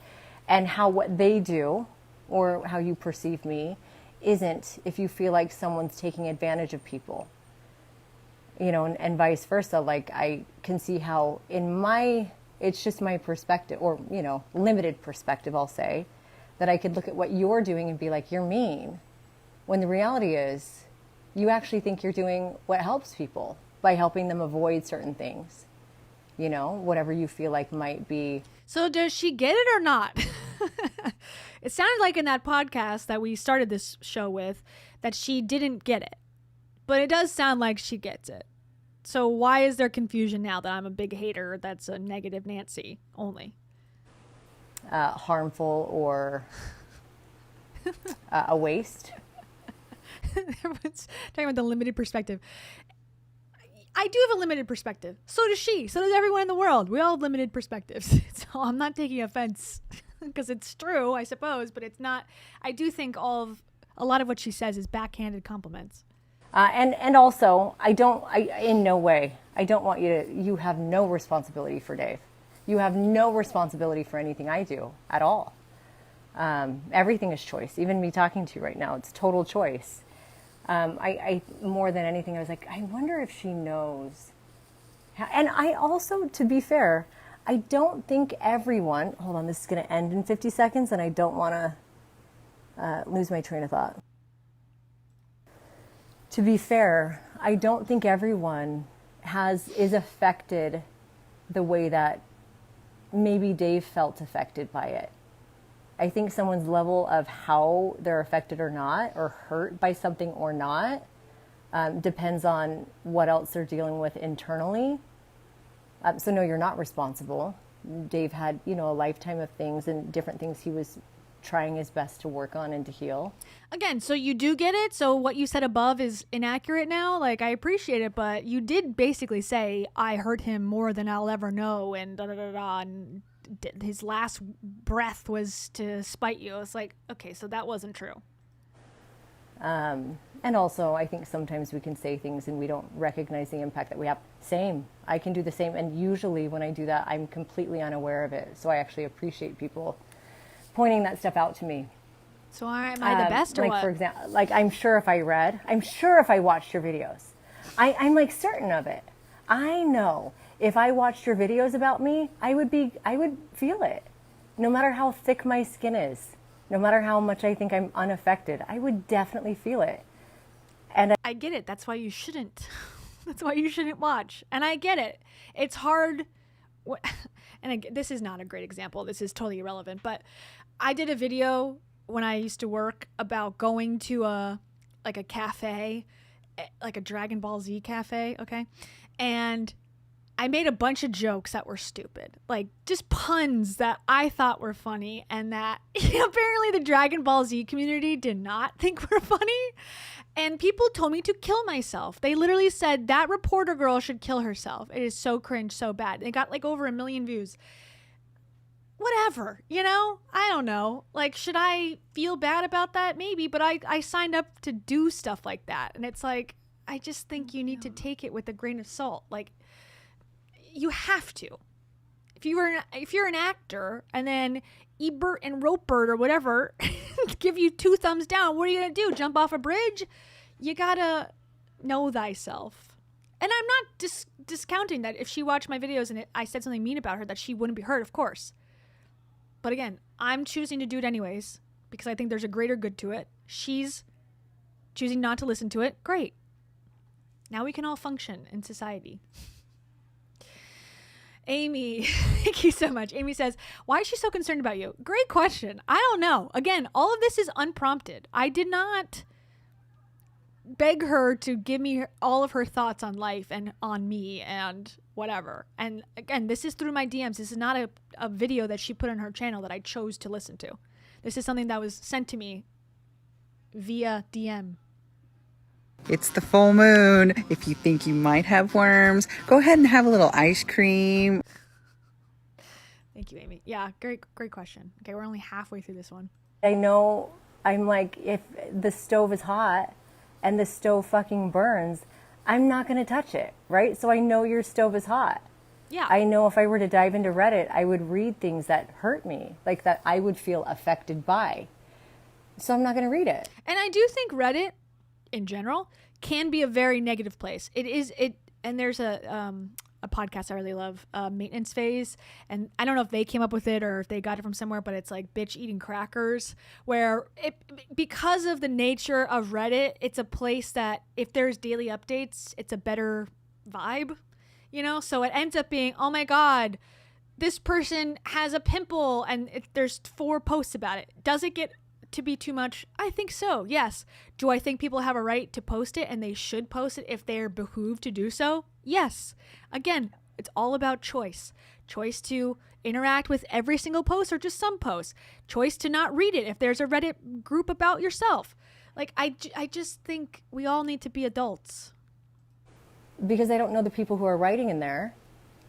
And so their opinion doesn't really matter. Where I know, for example, Dave did have a difficult time not reading That stuff, maybe because he was in a more vulnerable place. He had, you know, him and Rachel had a much bigger brand and possibly even more impactful brand than I have. And maybe they were just more invested in. Yeah, I think so. So anyway, I'm laughing because I do think Rise at its peak was much more large in scale than Heidi's self-improvement courses. But I don't think that's a fair reason to go, well, he had to read the Reddit because his brand was so big. It's like, no. No. And yeah, I guess the final thing I'm going to say two things. The second to final thing I'll say is that you are absolutely 100% correct. Anyone who signs up for a life online is signing up for scrutiny. Yes. I do not disagree with you. I'm waiting for someone to make a video about me, a hate video about me. Please, feed my ego, please. I know how long this stuff takes. It would be a labor of love for someone deep down to take the time to put together an edited video or live stream about stupid shit I've said. I would know that that means I'm making some sort of impact. I haven't seen it yet happen. So anyways. 100%, which is also why it's like, yeah, people can talk because like they have the right to. They completely have the right to. And honestly, you have the right to do, I don't even need to tell you that. You have the right to do anything you want to do as well, including do anything you want with these voice memos. Although I think it would be fun to do a podcast, which leads me to the last thing. I agree. If you want to do a podcast here in Arizona, LMK, as my teenagers say, let me know. I told her a million times yes.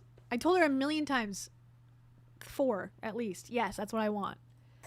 Okay, that cut me off. That's my sign. I'm done. But really, let me know. I'll talk to you later. Maybe. Bye. Keeping it vague. Just like all the men I'm not talking to on dating apps. I like to keep it mysterious. Okay, so then during that day, before she had messaged me, I had put this story in my stories. It says, keep your chin up outside of the White House, I guess. A message of hope during turbulent times. And my caption was, this thumbnail is screaming, I was part of the insurrection. So she screenshotted it and put a laughing emoji and then sent another message. Okay, Kia. Now I have to go see if this is actually one of my thumbnails or if you made this. No, girl. I took this directly from your YouTube. I don't have that much time. I'm actually embarrassed for myself. If this is what, I mean, I'm not really that embarrassed because it's just whatever online. But this is actually funny. At first, I had to go check your stories. I'm like, let me see what she posts. No shit. I made it today. I was on there. And this thumbnail, I don't know if I'm going to have to go to my YouTube channel. I would have, if I was in your Be more of a brand ambassador of yourself, Heidi. Position, I totally would have reposted this too because you're not wrong. Okay, bye. I'm so smart and funny. Heidi Powell says, I'm going to put on my web. I'm going to make a website. I'm going to put, you are so funny and right about everything as her testimonial. Okay, let's go back and see where that is. Just to prove to everyone, she might have changed it after being ridiculed by me. I'm not seeing it anymore.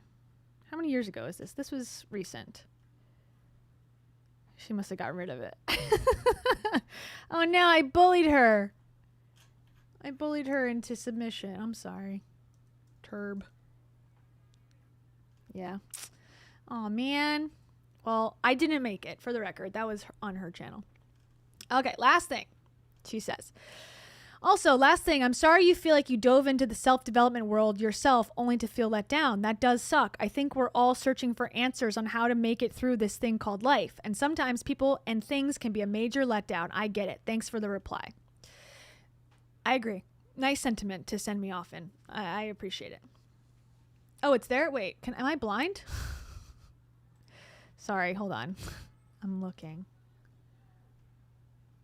Where?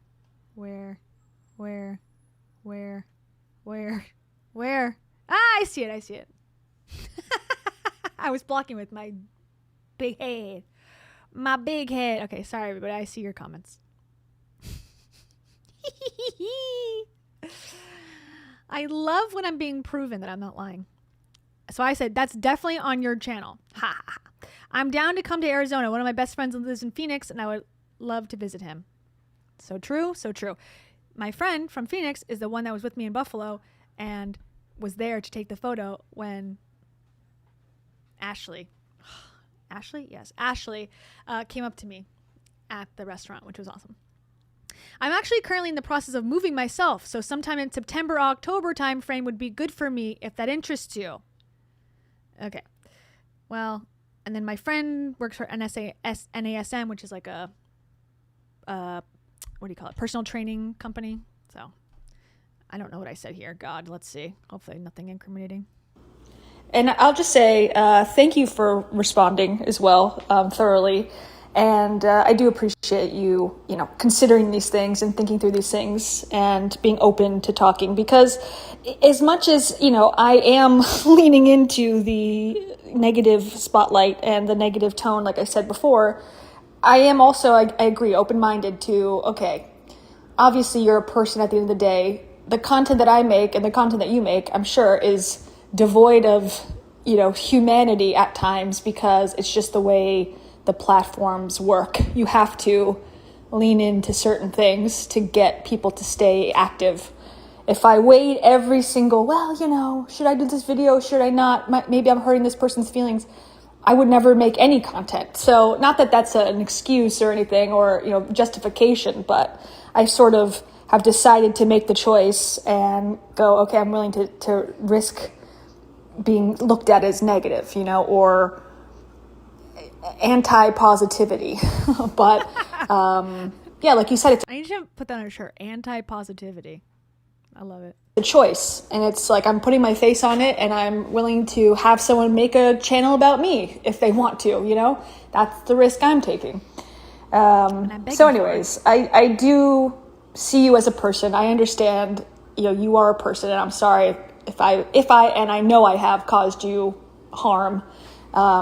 It's not my intention, really. My intention is just to use you and many others as examples of things that I think about the industry, and specifically wellness, self-help, personal development, that whole area. That's kind of, I think if I just talked about things without naming names, it just would not be as interesting, I think.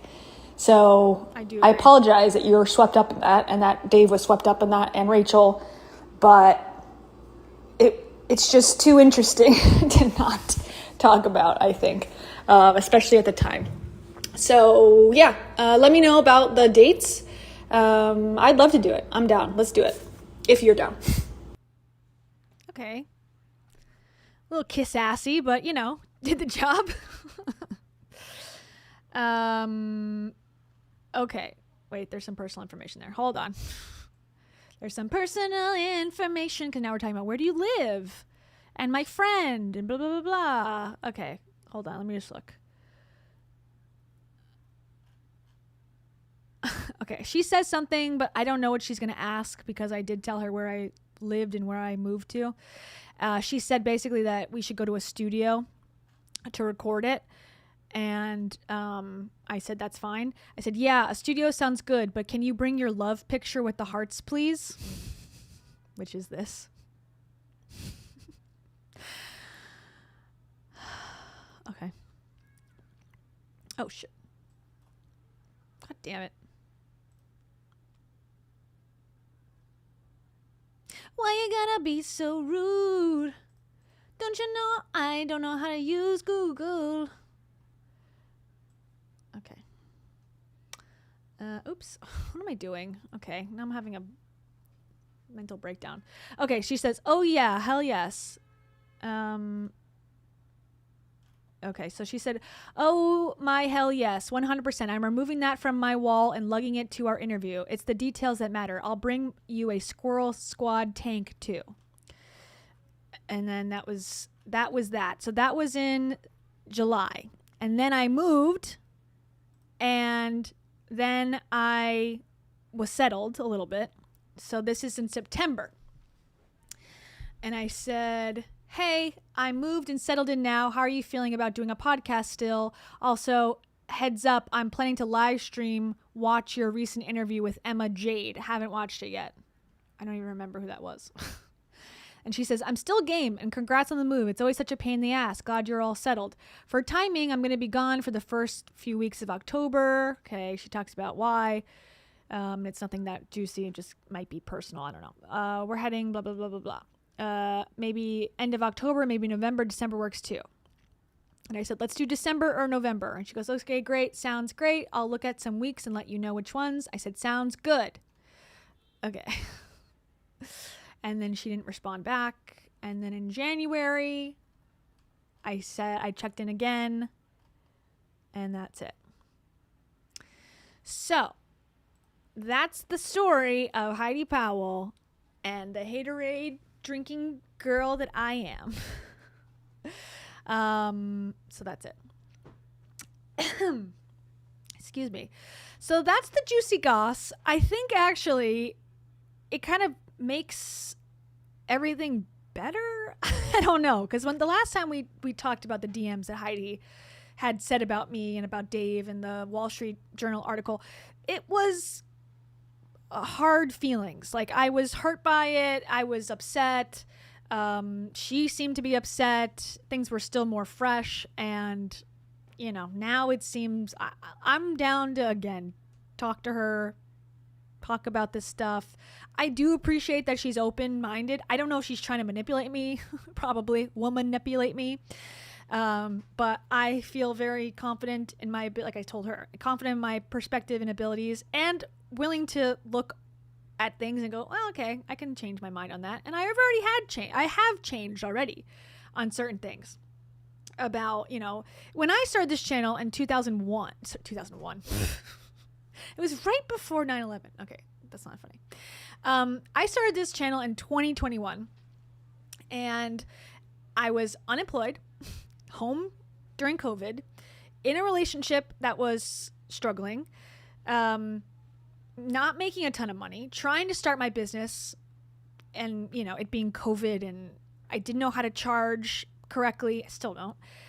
There was a lot. My mom and I had just had a huge fight, and it resulted in me really not being able to speak to her and not wanting to speak to her, and it was not getting better.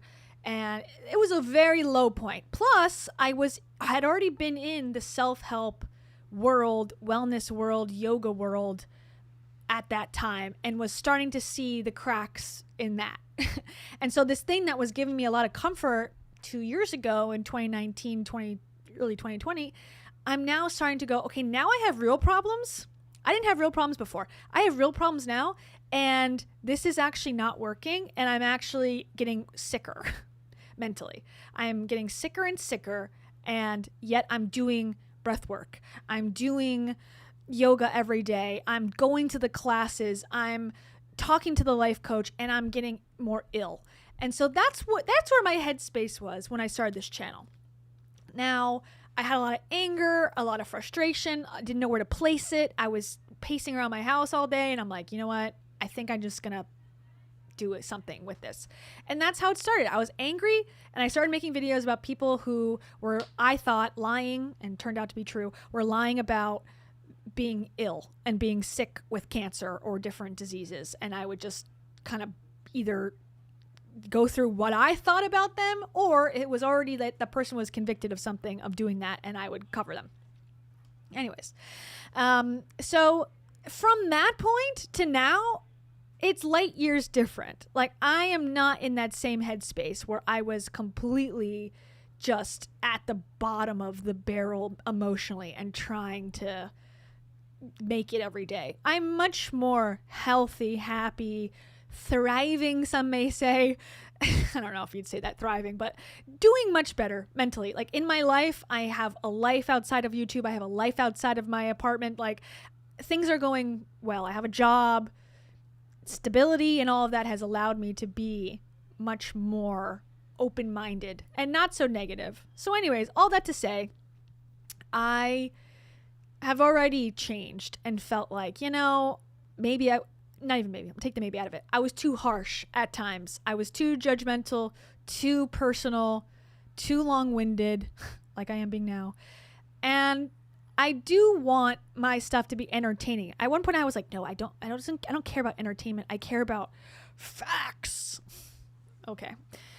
It's just not what I believe anymore. And anyways, all that to say, once again, I think her and I are in a much better place. Now, is she in a better place in her own life? I don't know. I can't say. But her and I together as a team are in a better place. And I think, like I said, I'm down to go to Phoenix and go to Smash Burger or whatever she goes to. Okay, so should we watch this? Is it worth it? This perimenopause thing? Or should we do something else? Because I don't know. I want to listen to, I guess we could talk about Rachel for a minute. Rachel hasn't posted her podcast episode, which is the one I wanted to listen to from Rise. And I was holding my Rise coverage until then, but I think maybe we should talk about it. Because there's another Rise coming. Okay.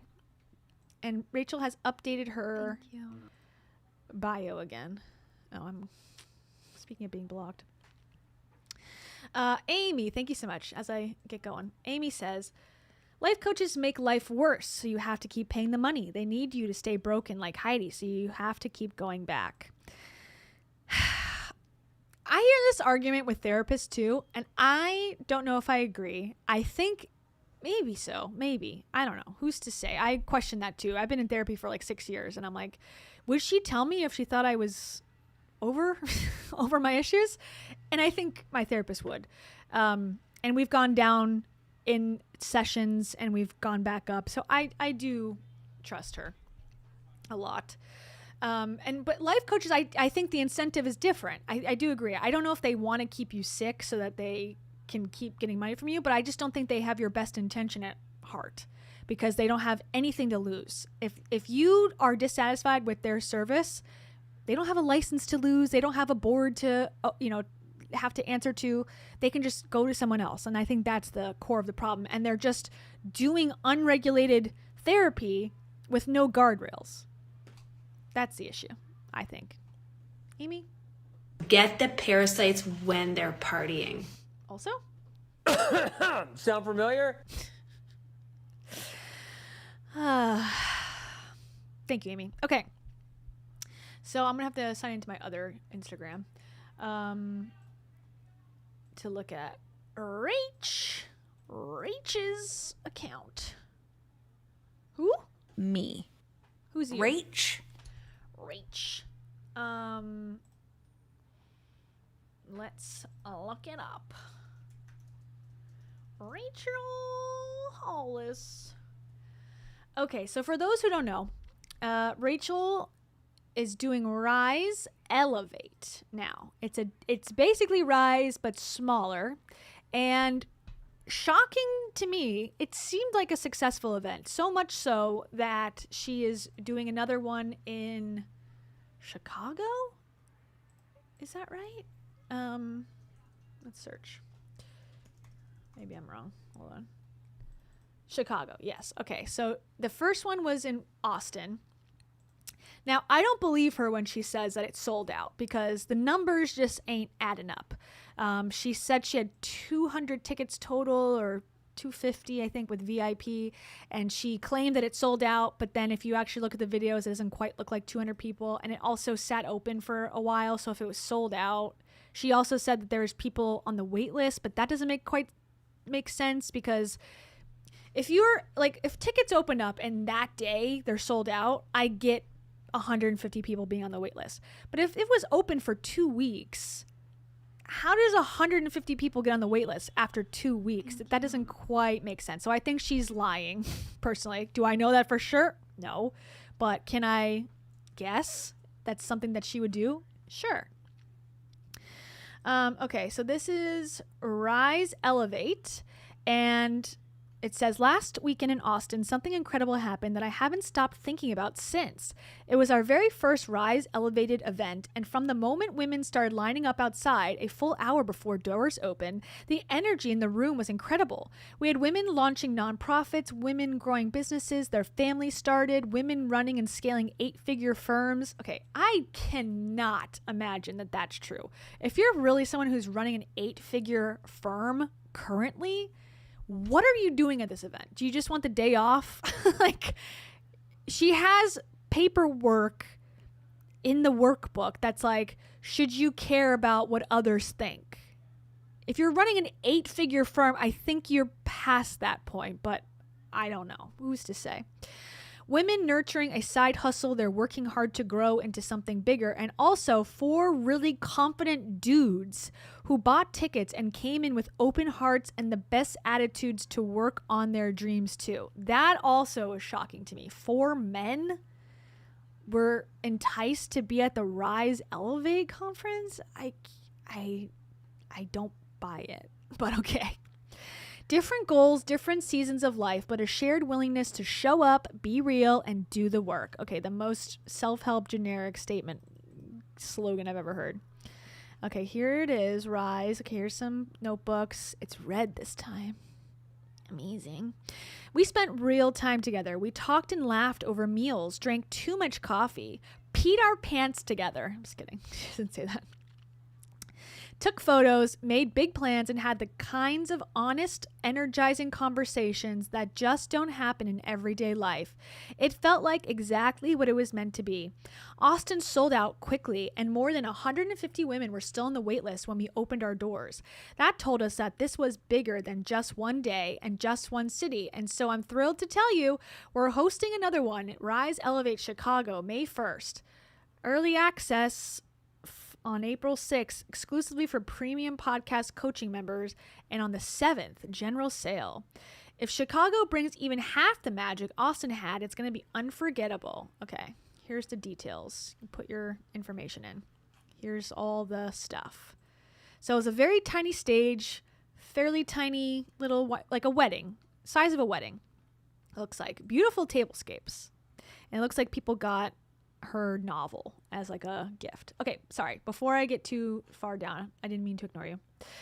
Amy, thank you so much, Amy. Amy says, just sign up for Betty Beagle's Monk Life School. That is the solution to all. I want to be relatable.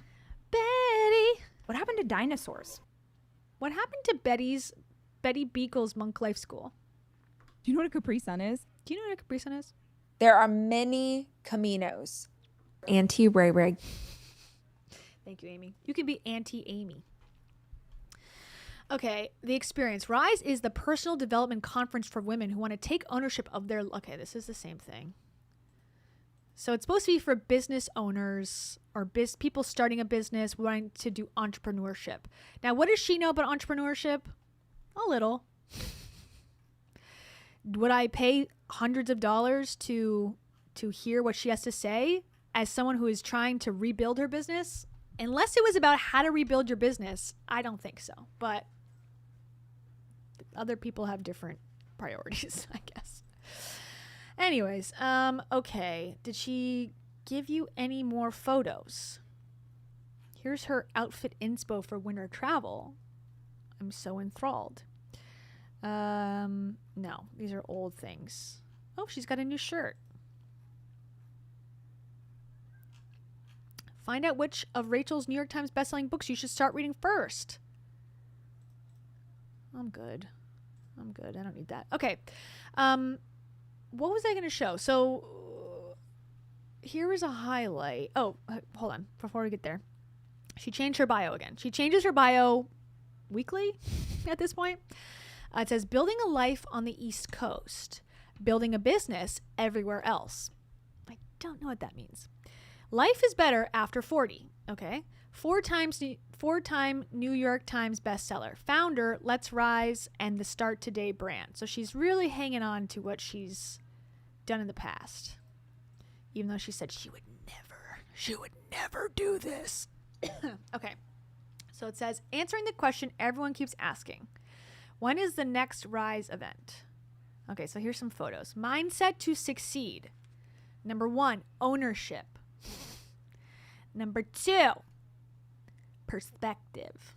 Whoa. Okay, 2 people sitting at a table.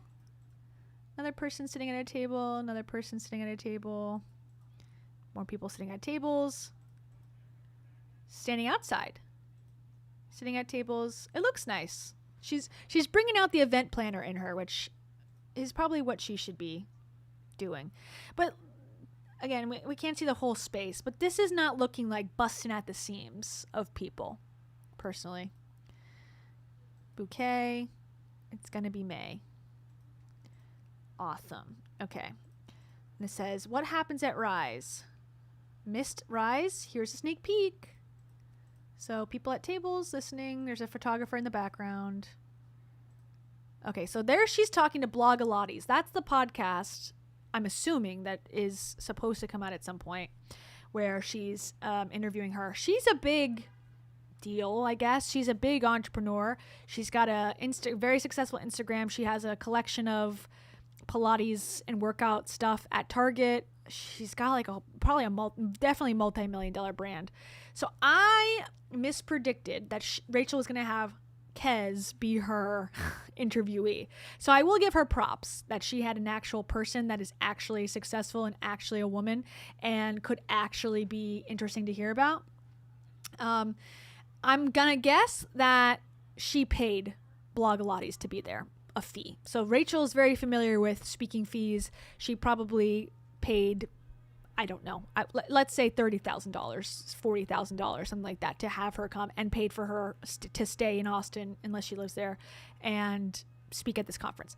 I think that's probably money well spent, because if I was to spend hundreds of dollars on a ticket, that's the kind of stuff I want to see as someone I don't have access to, being in a small room. That, to me, is worth it, potentially. Okay, writing down in your journal. Okay, of course, her favorite activity, jumping up and down, dancing, clapping, writing down stuff, raising your hand, writing down stuff, coloring in a wheel. Very adult activities for sure. These are 8-figure business owners that are coloring in their wheels. Listening, talking. Okay, again, moving and jumping up and down and talking, and that's it. Okay, here's another one. Lots of love today, Rise Elevate Conference in Austin. So they got some swag bags. That's nice. You know, honestly, this is the best event. The one that she did in 2022, the one that was in person in Austin as well, the last Rise, came off cheap. Came off very low budget, low standards. This elevated, to me, still not worth the price in my opinion, but much more on a scale that you might get something out of it, because at least you're able to talk to people in a, you know, not an arena. But it's definitely gone down from Rachel's, you know, heyday. This probably kills her that she climbed the top of the mountain. She was on the top of the mountain with thousands of people in Fort Myers and in Toronto, and now she's back at the base of the mountain and she's climbing back up. But again, I'll give her credit. She climbs back up that damn thing. Why? I don't know. What she's got to prove? Something. Just take your money and enjoy your life, but people can't. It's a disease, really. Okay, so that's that. I want to now go back to her channel. I gotta do that thing, because she did a couple videos inside of her broadcast channel. Do you hear that? Let's see. Can I just plug in my phone? No. I guess I can't. what is this one? Okay, wait. Maybe she just posted it here. Someone says, she says, ask me a business question. Again, why is she an authority on business? I don't know. Ask yourself that, I guess. And it says, I am in it. Like, don't have time to shower, working my tail off in it. I'm exhausted. How do I survive this? Get a house cleaner. Clean the toilets.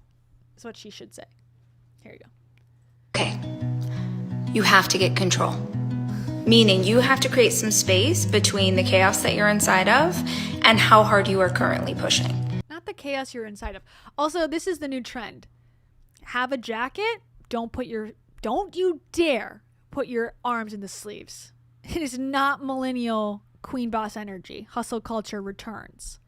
You have to wear the jacket inside of the jacket and keep your hands separate from the sleeves. That is what cool girls do now, just in case you didn't know. And I get it.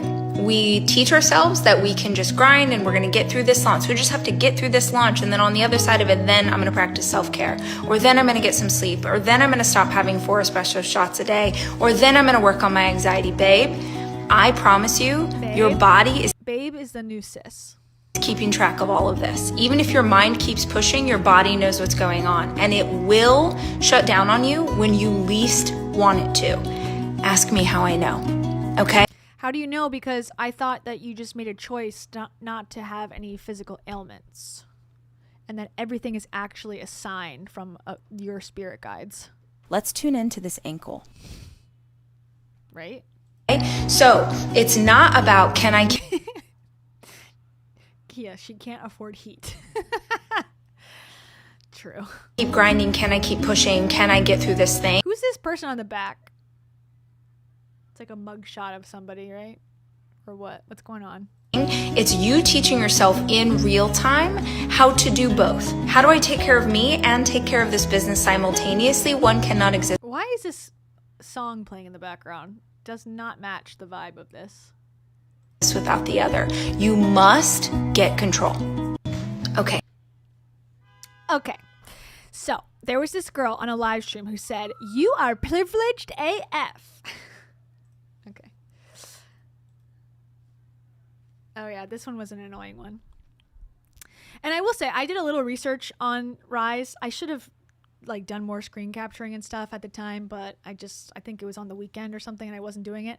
But I looked at some of the people that were in attendance, and it was a lot of online coaching. You know, I'm a executive functioning coach. I'm a whatever.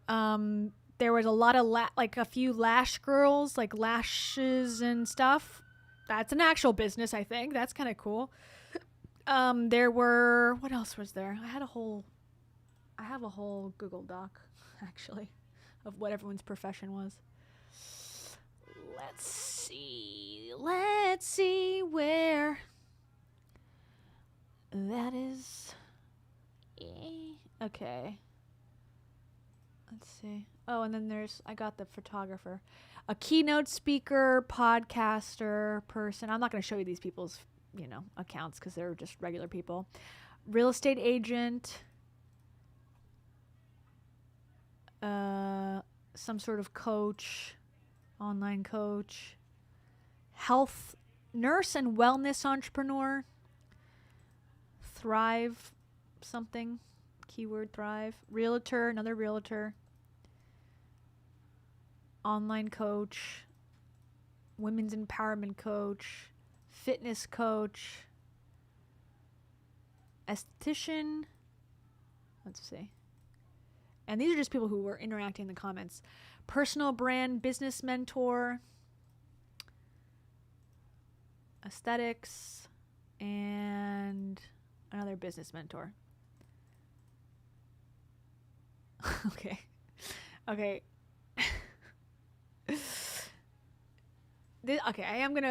I don't mean to make fun of this person, but I'm going to for a second. This is where it gets to be so ridiculous, this stuff. This is where it's like, just roll your eyes. Like, okay. So this person is someone who I guess was involved allegedly in the conference. So she's got a post. It's not just a wax appointment. It's therapy, support, sisterhood, time to vent, self-care. It is actually just a wax appointment and a little social interaction. It's not therapy or support, most likely. But okay, if we're lying to ourselves, then I guess that's true. But I think that is the problem with these motivational events, is that they tell you this stuff. Your business is not just like the guy. There was a viral thing. It was like the guy the Shopify guy. Let me find it.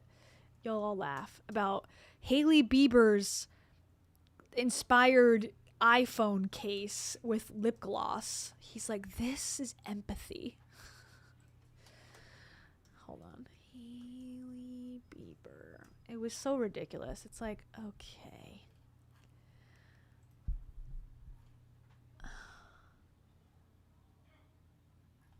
I don't know if I'm going to be able to find it.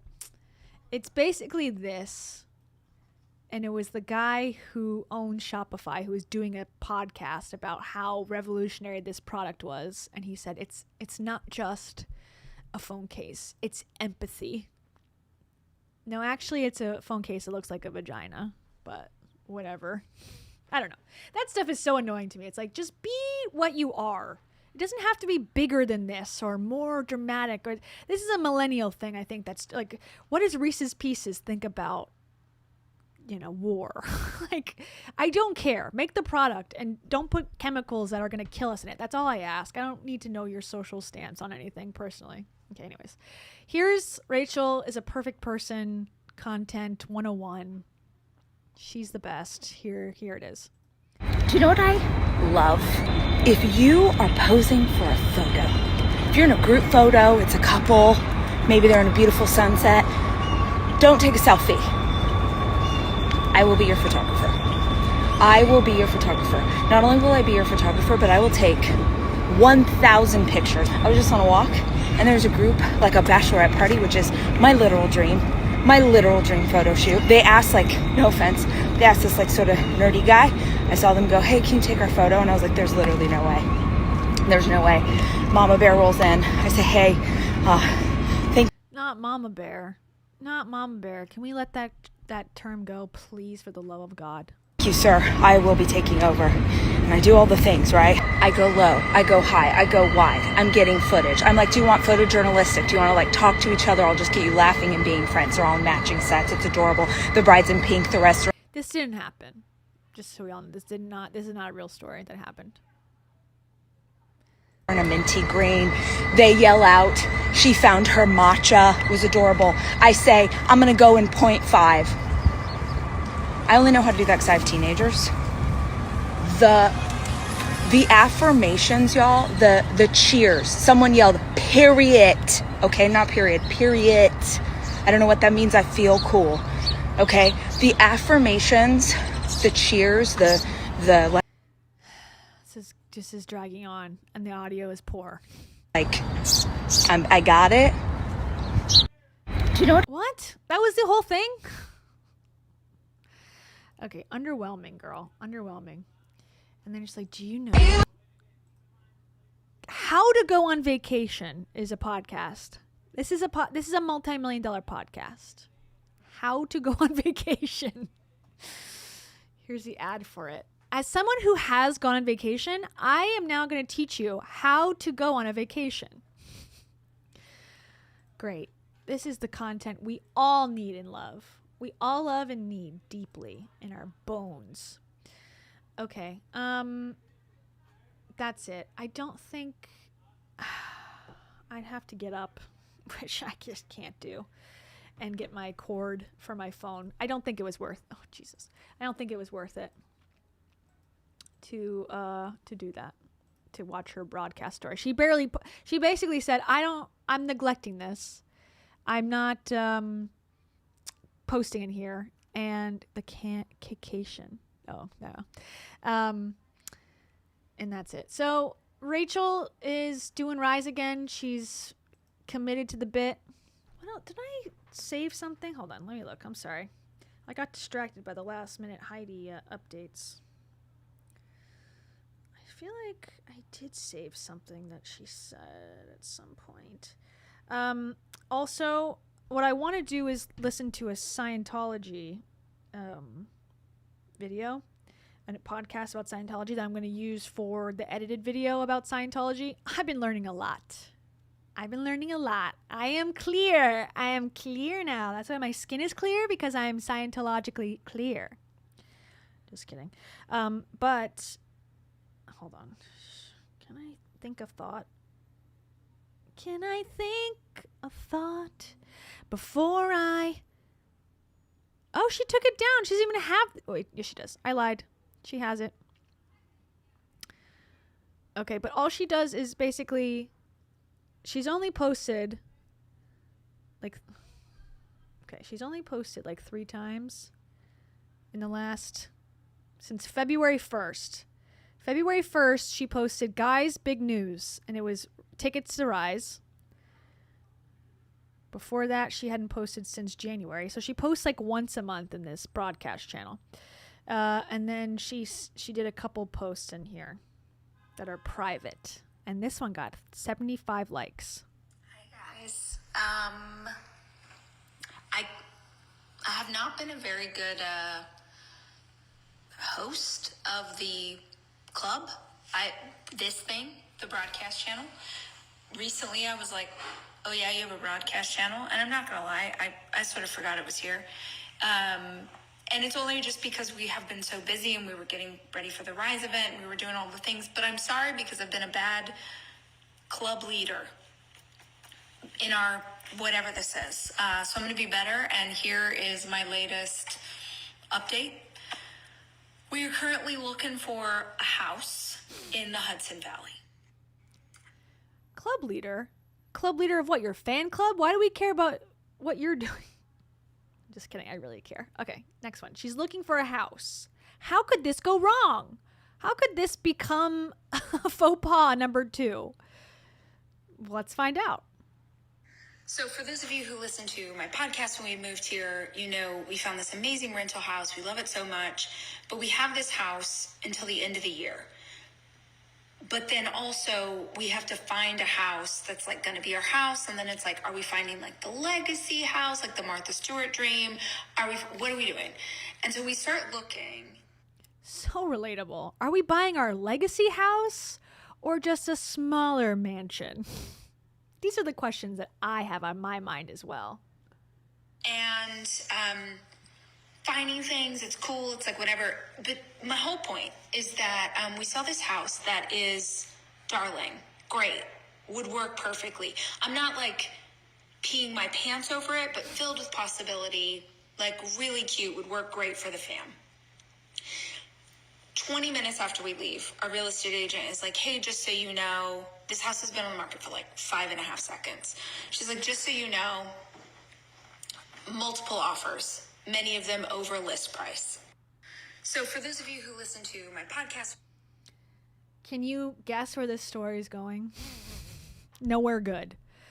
Nowhere good. She's fully embracing her obnoxiousness now. What lesson this is supposed to be for anyone is beyond me. But so she looks at a house and there's already offers on it, over listing. Here's her spiritual take on this. Immediately no. You know what we're never gonna do? Fight over a house. No. Oh, lots of people are interested in it. They're offering millions of dollars. They're spending more than the house is worth. That's going to be a no for me, dog. Not supposed to be my house. My house is we'll make her better, We'll buy her and she needs, she needs love. She's I don't know what you're talking about, actually. I don't get into any kind of war. Maybe a battle, maybe a dance battle, but never a war, and certainly not a bidding war. And so the search continues. But I don't know about, are you guys bidding war people? Wherever you live, do you live in a place that has bidding wars? 'Cause what the fuck are you talking about? Do you live in a place where there's bidding wars? No. not most of the country actually has extra. Well, I don't know about most of the country. A lot of places in the country have ample stock right now because the world is falling apart. The economy is in the shitter. But I guess you don't watch the news. You don't watch the news and the Powerball. Apparently, you don't watch the news. Okay, let me just finish it up. We went from LA bidding war central to like apparently also New York bidding war yes. Immediately no. So she's putting her more annoying content behind her broadcast channel. So that was her return after several months of silence. It's her saying, I'm too good and we're too good to get into a bidding war over a house. I don't know how that shows anything about your personality, what it means to be sharing it. I don't know. I'm at a loss. And also she's like, oh yeah, well, I'm always about houses that need a little love. It's like, well, we saw how well that went. There was a show, a documentary about this I saw on your YouTube channel, and it did not go well. You said it was actually a nightmare, that it drove you out of the state, out of the West Coast for good.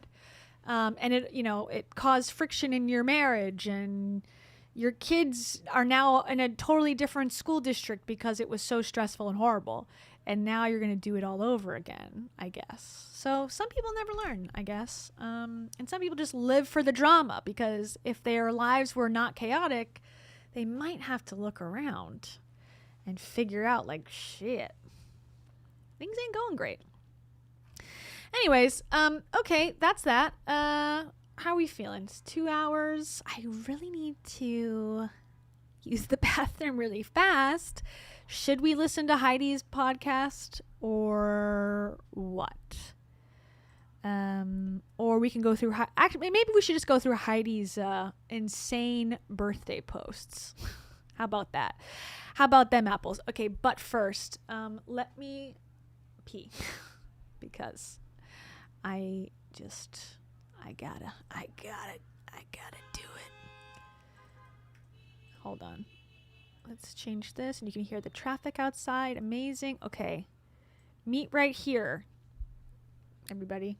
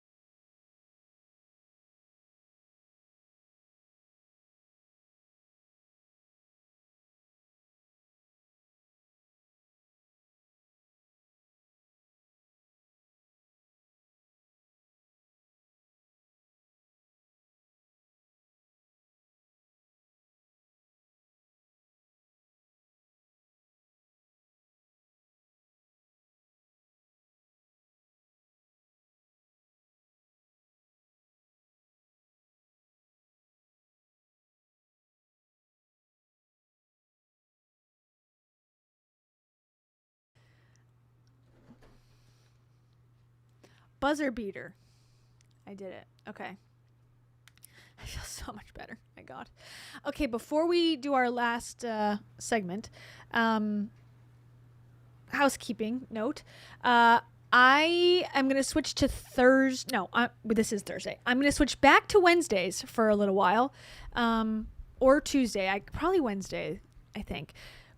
or Tuesday. I don't know. We'll figure it out. But I'm going to switch away from Thursday streams because I have a painting class that I'm starting. And it's like 6 weeks or so. So I'm going to be doing that on Thursday nights. So we're going to switch it over. So my one class that I just finished was on Wednesday. And now this one's Thursday. So now we can switch to Wednesday. Anyways, that's my very exciting update. I'm taking acrylic painting for beginners. So I've never painted anything other than paint by numbers in my life. And I'm not a very good artist. I have the worst handwriting and I hold a pen like this. So, not great. So I think I might struggle, but I'm down to try something new. That's what life's about. Amen. Okay. And I'll share all my art with you. Of course. I'll put it on Reddit and Instagram. Okay, let's look at Heidi's nonsense. More Heidi nonsense to round it out. Oh, I see the post. Here's a post. Everyone get in here. Hot stuff happening now. So true. That's me. This is so meta. Okay, I want to read Heidi's... This also bothered me, this whole thing. It's like, what are you talking about, dude? That's Kez. That's her boo thing. Oh, yeah. Here's another thing to talk about. Everyone's head got chopped off in this really well-made graphic. So Rachel is back, and she's doing stuff on other people's stages. The thing she said she would never do again. She has integrity, and she's better than, people who have to go out there and hustle for their coins on stages. But now she's back. She's changed. She's back with this guy. I forget his name, but he's from ClickFunnels. Isn't this such a funny graphic? Like, their heads are cut off and Amy Purdy's like skewed. There's a bunch of randos and then a couple people I recognize. Like, this guy is the ClickFunnels guy. This is somebody I've seen before. I'm covering her face, but this is some Rachel, I think her name is too. Rachel something on the corner. And then we got Rachel Hollis in the front. So her specialty is how to turn your podcast into a revenue machine. She's got the playbook. I'm actually curious as to how much money she makes. I'm assuming she gets all of her money from her SiriusXM. Podcasting is one of those kind of confusing mediums to me about how you make money outside of getting a partnership with a podcast conglomerate, but you already have to start that and get a lot of views or get a lot of downloads to be able to even get approached or to pitch yourself to one of those. So how do you make money in the interim? I don't know if you can. But she's also speaking at like a real estate. Someone sent me another talk. She's going to do a keynote for some sort of like real estate conference or something. Yeah, so she's back. She's putting in the effort. She probably needs money, I'm assuming, is what's going on. Okay. Is this all of them? No, that's one of them.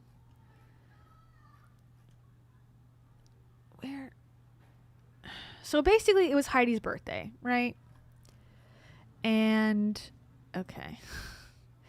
And so Ryan, her boyfriend, decided to take over Heidi's account. And she's done this before where Dave would take over her account or her kids would take over her account.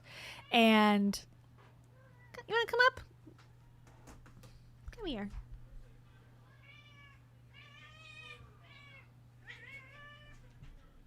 Yay! Tiro! What do you have to say to the people? It's been a dramatic night. What do you have to say? Any comments? Thoughts? She's silent. She's stunned into silence. Okay. Where do I even start? So basically it was her. So she's done this before. Her kids had done it before. Dave has done it, I think, to Heidi's account where basically they like take it over for the day and they write on Heidi's Instagram. Do I think this is real? No, I don't. I think Heidi writes it all and then she says, "Do you care if I do this?" And the guy says, "Yeah, sure, I guess." And then that's it. Also, they got tattoos. Matching tattoos. Very normal behavior. Nothing to be concerned about. Okay, so this, I believe, is the first one. So it's like, I'm going to appreciate my girlfriend Heidi by posting comments on her own Instagram, and I will explain in way too much detail things that are going on and things that I think about Heidi for her birthday. Okay, here we go. And this was posted, I don't know, recently. My first story, so this is in his words, right? The boyfriend. My first story, and then again, this is the content that is put out for consumption publicly. Why this needs to be here is beyond me. My first story starts here, on this little dirt road in a small town in Costa Rica called Pavones. Pavillons, I don't know. Second longest left-hand wave in the world, FYI. It was on this road on March 20th, 2025, when she responded to a nerdy, silly DM I sent her about ChatGPT. So about a year they've been dating, or talking. Okay. I couldn't believe it, actually. I was so excited as we exchanged some back and forth audio notes about our robot best friend that night. Okay, so they love ChatGPT. Got it. Well, she'll just talk to anybody on audio notes. So even her hater, she loves to talk on audio notes for hours. More to come in a podcast about all of this very soon, but this was the beginning of finding my best friend ever in this life. I'll always be, he's got kids and a former wife, but this is his real new best friend. I'll always be so grateful that we got to start off this way. What, DMing? Okay. Just friendly and light and becoming really good friends. And to anyone who has the privilege of being her friend, you know what a gift this is. Okay, coming in hot. All right, that's the first post. Okay, and then I guess this is the second one. Hot first dates. Also, how is this woman this freaking beautiful and radiating in a hospital gown? Well, because she's got full makeup on. So that might be why. I had to remind her the back was wide open when she stood up. So fun fact, when we first met, she had a bunch of medical tests and appointments coming up. Truly, one of first dates, maybe second or third, was to one of these kind of crucial appointments. Appointments. Some of the possible results could have been fairly big. I remember thinking, hell yes, we'll go to your doctor appointment for a date. It actually felt like an honor to be by her side while she went through this. Why? I don't get how it's an honor. And also a little bit of a red flag. Now, I just got my colonoscopy last week and I had a friend come and pick me up, but I did go through a mini breakdown of like, why don't I have people who are available for me? It was like during a weekday, appointment, weekday afternoon. And I was like, I should really have someone that I can just ask without feeling bad or having to like pull a favor. But I'm like, just stop, whatever. It's fine. Anyways, shout out to Leah for coming through. Thank you so much. It actually felt like an honor, okay? And funny enough, although we had just met, I felt 1,000% all in. No matter the outcome of what was going on, I was going to be by her side. Again, another red flag. Like, you don't know each other yet. It's okay to help out a new friend, but it doesn't mean anything. And what's the honor part? I don't know. And I knew she would be by mine no matter what, too. Okay, how did you know that? It's hard to explain, but we just knew. And to have a friend or companion or partner in this way is such a gift in this life. I know how rare that can be. Okay, love bombing 101. Got it.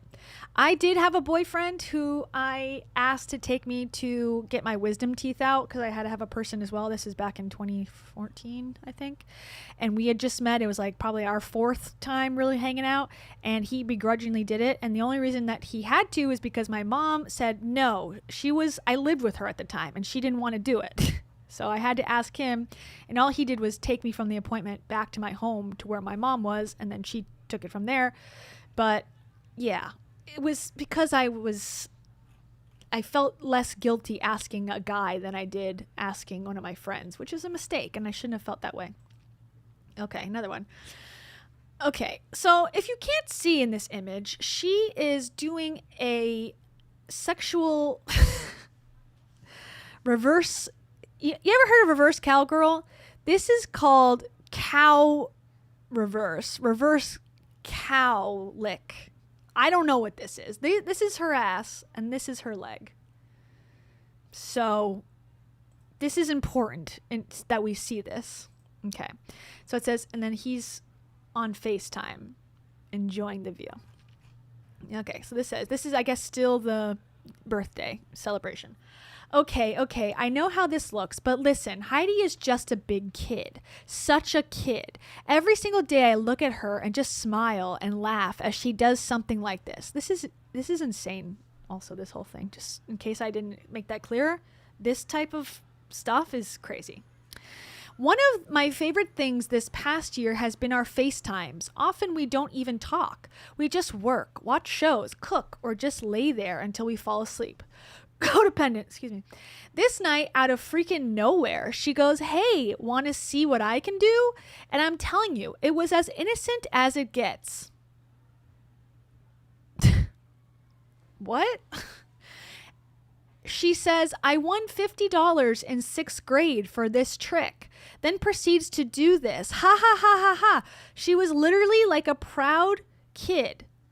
She was like a proud kid, and man, am I so grateful for my inner little kid to be able to be free and safe and shine around hers. If you say so, dude. If you say so. Okay, it continues. Can you believe it? All right, so they're kissing in the bathroom. Got it. Okay, what is it? Can I zoom in on this one? I guess not. One of the things I love most about Heidi, if anyone does this to you, it's a red flag. There's something wrong in your relationship. This is so much text for someone you've known a year. It's too much. It's too much. Okay. One of the things I love most about Heidi, and one of the things that makes her the most magnetic, magic, wise, and life-traveled human I've ever known, is her path and her stories. I have always been and always will be totally captivated by her stories and life. All of them. The good, the bad, and the big learning experiences. That's what you say now, sir. Truly, and I really mean this, her stories of Dave and their lives together were so good to learn about. Huh?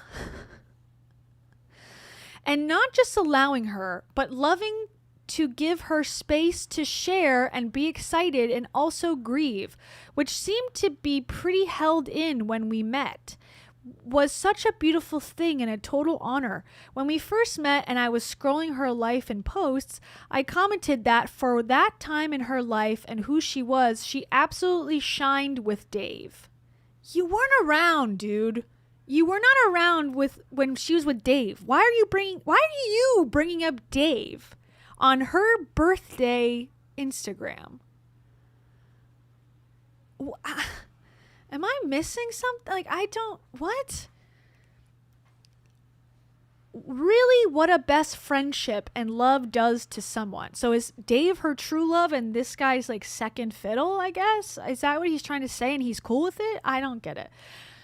And no, not every path is pretty and perfect, but I loved being a space where she could share and process it all. How about you go into a space called a therapist's office where you could put all this text into a verbal conversation and spare us all? Thank you to Paula Here or There. Thank you so much to Paula Here or There. And this is what I have to say to Paula, because it looks like you're from Canada. One of the things that fascinates me about you is that you're from Canada. Show up at his house. I'm sorry you're upset. Thank you so much. Okay, it does not end there. We got 2 more paragraphs. He does have children. Yes, this man has children as far as I know. Some amount. I don't know. Probably 4 because that's her favorite. Okay, so that day as we walked past the house, they stayed in. Huh? The house?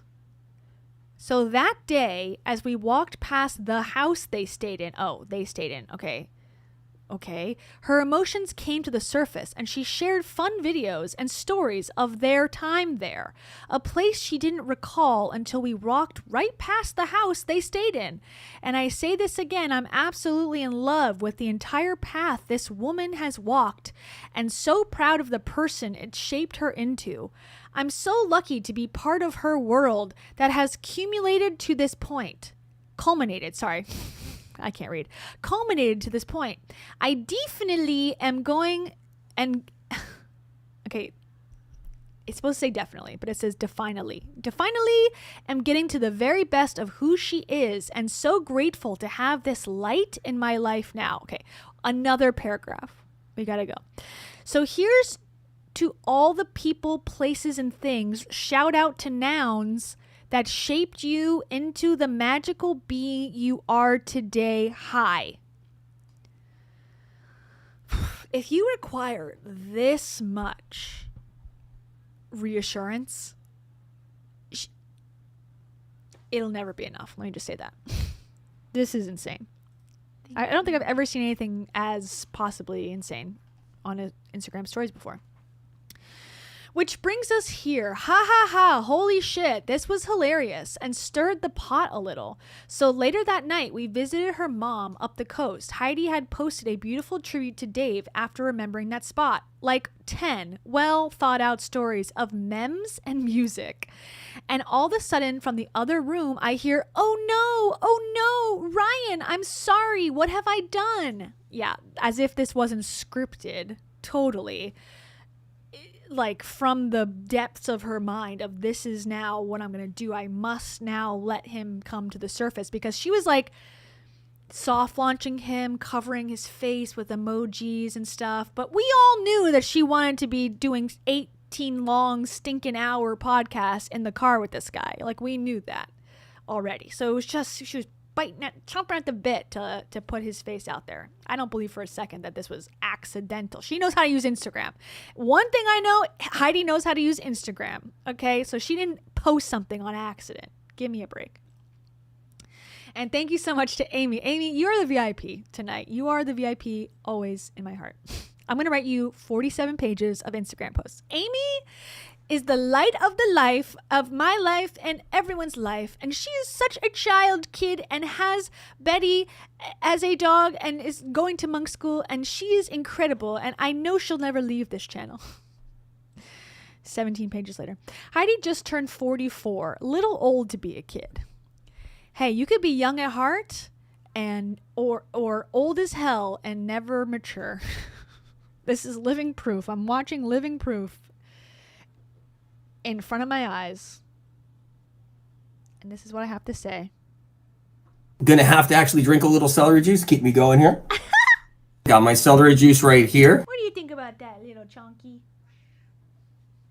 That's my nickname for Taro, little chunky. Thank you. Okay. Turns out she had taken a pic of me, as she does, with her Instagram camera. I guess it's better. She insists it is. And accidentally posted it. No caption, no song, nothing. Just a dead-ass pic of me standing there with this grin on my face. Immediately after all the sentimental Dave posts. Yeah, almost as if it was planned like that. Almost as if this was your hard launch. That the past is the past and I'm crying over that, but now I got this hot guy. Guess who's on top after the breakup? Ooh. Harsh. Okay. And then the soft launch comments and confused DMs started pouring in, and apparently the internet started interneting. Okay. Take yourself down a peg. Take yourself down. There's a very niche community that cares deeply about this and not a lot of other people. Okay? I am in the community, to be clear. But we are very small and very mighty. Anyone outside of that group could give two fucks. Sorry to tell you.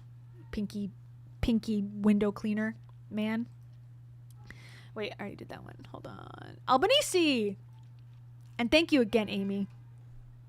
You are not required to get the flu this year. And Albanese, thank you so much. Albanese says she made him leave his career for her, allegedly. Oh, yeah. I saw a post on Reddit that he is a former financial advisor or something. Former, now what's current? What are you doing currently, dude? I guess we're going to see any day now.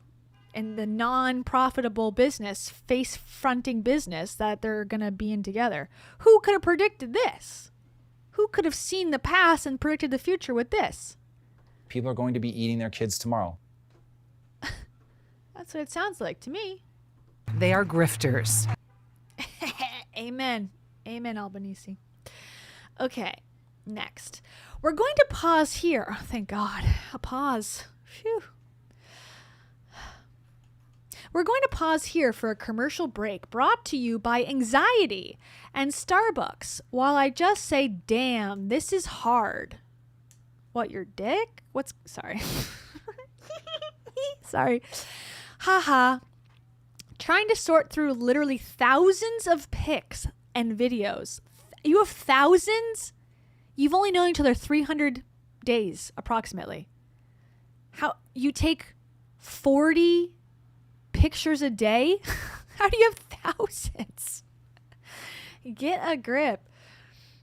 Haha, trying to sort through literally thousands of pics and videos and write something to paint the moment is so hard. Maybe kids just grow up to be a dentist or something. This influencer stuff is above my pay grade. Yeah. Maybe you should also. Also going to add, and this isn't even remotely the most interesting or best part of who she is, but damn, this woman is freaking stunning. She just shines literally all the time. Always have butterflies just seeing her. Every day it's a surprise. Like, whoa, you are gorgeous.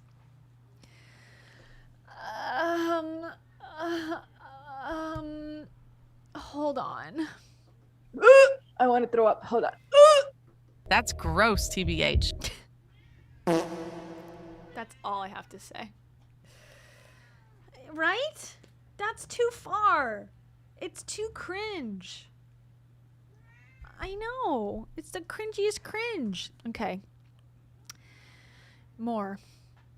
Birthday weekend was the best in my Birthday weekend was the best in my fave place on earth, which is with her and by the ocean. 2 things I quickly learned about. You have children. What about them? You don't like hanging out with them? Okay. 2 things I learned quickly about Heidi and have held true. 1, she tends to forget things over time. 10 minutes. And 2, this woman has already lived the full lives of 100 people. See number 1. I don't comprehend, but okay. Case in point, we spent the morning beach glass hunting at my fave secret spot, and out of nowhere she gets emotional as a memory came flooding back. Oh, that's good. That's the sign of a healthy, fully, well-matched couple, for sure. This is all sounding very good.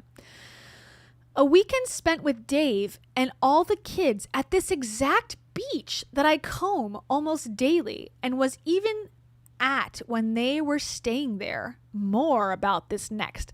This is insane. I didn't read these until now. I skimmed over them on Reddit and I was like, oh yeah, that's insane. Just the amount of words. Now that I'm reading this, what guy spends multiple slides talking about your girlfriend who shines and is your favorite person in the world, boyfriend, ex-boyfriend? Is this new behavior that is something that some people like? I don't even think Heidi's fans would like this. I think they would even think, what the heck are you talking about here, girl? Or guy, whoever's writing this, ghostwriting this. Okay, I don't know if this is going backwards. We're flip-flopping back to the medical stuff, but it says, speaking of medical dates, our 3rd or 4th, I lost count. She was fully under anesthesia and a small surgery. When she woke up, she came out and told me she really appreciated that I was in the room with her when it happened. I was obviously surprised, considering I wasn't allowed back there and was in the waiting room the whole time. She was so confused and told me the story of how she was watching me stand next to her in the room during the procedure and how comforting it felt. She was completely sure. This clip was her telling me about it. And I don't know what happened, but I love the idea of our loved ones here and somewhere else being at our sides in our most vulnerable and tender moments. FYI, every single test / procedure she had done was all clear. Even things that were a concern before totally disappeared. Oh, they're so lucky. It's their love that got rid of her medical concerns. I'm convinced. Okay, we're not done yet. We're not even done. This is one session of birthday posts on Heidi's account. The healer. I don't have the writing skills, see previous and upcoming typos, to adequately describe this, but Heidi is a healer of souls, of hearts, of minds, of bodies, of faith. The list goes on. Of heartache, of doubt, of energy. Truly a human whose magic and ability is something indescribable. I think he spelled it indescribable. But those who know and have experienced this in some capacity just know. Heidi has this magic where she can pull the absolute best in people to the surface. She restores optimism and excitement and hope, strength and love, creativity and beauty. She's a mirror who reflects back the highest version of those who get the privilege to be near and around her, whether in person or online somewhere. And I don't know how it works because it's not her just pouring into someone, although she does that too. Rather, it's her being the space where those around her get to shine their brightest and reach farther than ever before. This, no doubt, is what has brought her to this point in life where she's affected what I assume is millions of lives. Oh my God. How lucky am I that I get to be at the epicenter of it all? I don't know, dude. I guess pretty lucky based on what you're saying, but it's the most insane shit I've ever heard, so I feel like you're both headed for a breakdown at some point. If you guys break up, which is inevitable, or not, whatever, I guess, I don't know. But this is crazy. Not even the most in love people in the world should talk about each other like this to each other, to the public, telling the public about their significant other in this way. It's beyond bizarre, and unhealthy. In my opinion. Is there more? Okay, another one.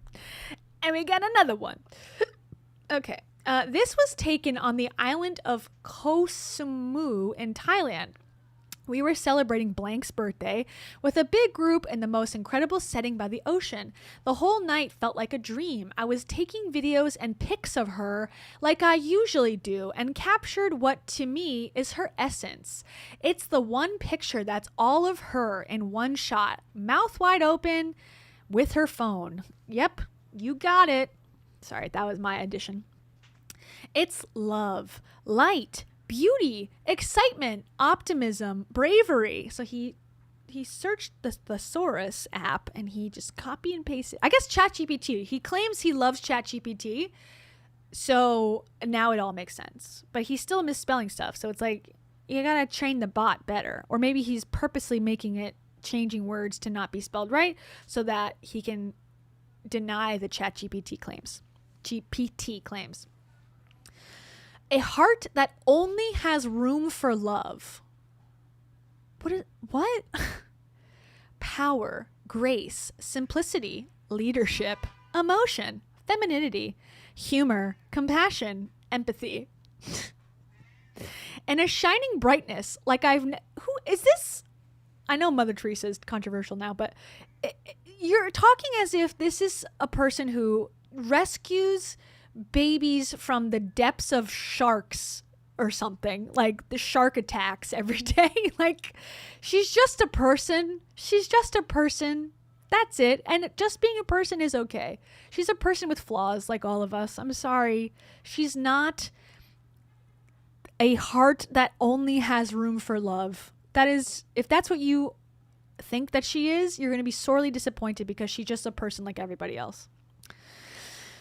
Okay, and humor, compassion, empathy, and a shining brightness like I've never known before. I am the luckiest human in existence to be in orbit around the sun that she is.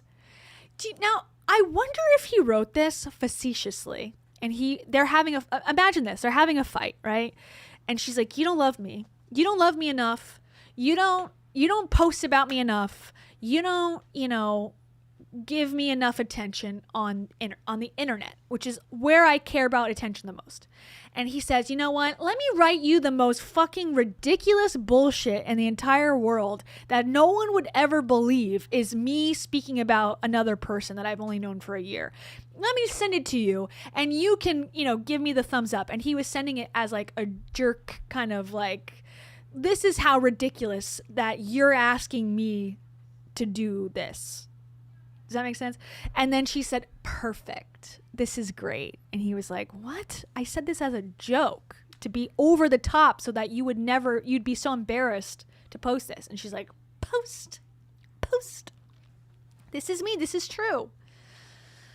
Okay. I love you. Hi. Happy birthday, babe. And we're just getting started.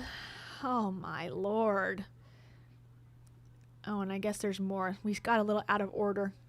There's another one, which brings us to one of my favorite versions of Heidi that I don't think the world sees that often. No, actually, I've seen a lot of this through the years. And I'm impressed. This doesn't even look like your leg. And this is so quirky. So quirky of her. You are so quirky. Getting your hair done with your feet up? It's incredible. It's incredible stuff. Okay, so now, yeah, this is interesting. So this, I guess, is his Instagram, I guess. I don't know. But she's got her tagged. And now they have a picture together. So I guess they're in cahoots? I don't know if they got a business together. What's going on? I don't know. Who's to say? I think that's it. That might be the end. And then that's her talking about her kids. Okay, it's cut off, but this is so this is Heidi now talking about Ryan. I do think this is a red flag to me. It has nothing to do with her kid. Her kid's innocent in all of this, if that wasn't clear already, but it says, back to Rye Guy. Can we all cry a little more over how much my kids love your love for me? Your kids should not love the love for you. Your kids should be being kids and not worried about who's loving their mom. Sorry to say. She should be at gymnastics. She shouldn't be thinking about my mom's boyfriend's really nice. That's not what should be on her mind. They've never ever seen their mama so happy. They've never ever seen her so fully free to be herself. They've never ever seen her be so accepted. And my oh my, it sure is bearing beautiful fruit. P.S. This girl did so good at state on Saturday. Also, how Ryan juggled all these family things and my B-Day posts is beyond me. Yeah, it's beyond me too. It's beyond unbelievable. That's it. So that's Heidi's birthday. Congrats, girl. Happy 44th. I've never been happier for someone.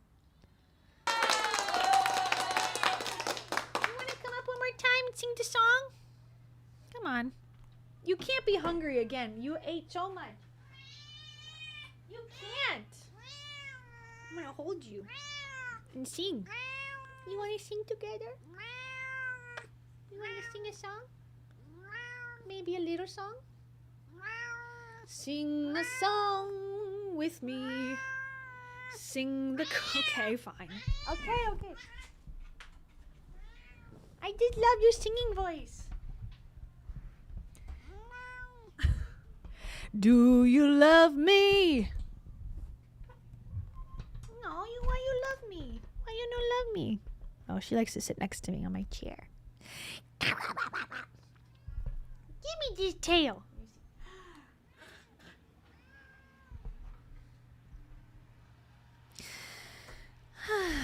Okay, so like I said, next week. Actually, no, I'm going to come back before next week and do my Scientology podcast watching because I need to do it anyways, and it just makes sense to do it on stream if anyone's interested because I'm not going to use the whole podcast, but I think it could be hopefully interesting. So I'll do that maybe like Saturday because I ain't got no Easter plans and I know everyone's out of town and stuff, so it would be great to have something on the agenda. You know what I mean? So yeah, so I'll do that and we'll watch Scientology influencer podcast interview and we'll all learn how to clear ourselves, how to be friends with Tom Cruise and John Travolta and whether celebrities are Scientologists and what it is. And honestly, my theory so far, based on my research, is that Scientology is barely a religion. Okay, it's barely a religion, and it's basically a tax-free self-help scheme. That's what it sounds like to me. All of their topics are things I've heard a million times in self-help and wellness. Their theories, what they're afraid of, what they believe in, is really similar to self-help and wellness. And I think they only became a religion just to get tax-free, exempt real estate things, to be honest. Okay, yeah, this was juicy. Juicy AF. Priceless juicy nuggets, some might say. Where is that? This is gold straight up. Priceless juicy nuggets. Priceless juicy nuggets. Her charisma is straight up off the charts. I still need to do more organizing. This is gold, straight up. Big facts. Jeez, this is so good. No big deal. Priceless, juicy nuggets. And then next week, I'll be back on either Tuesday or Wednesday, but probably Wednesday. And then we'll keep it consistent after that, most likely. And then that's it. Goodbye.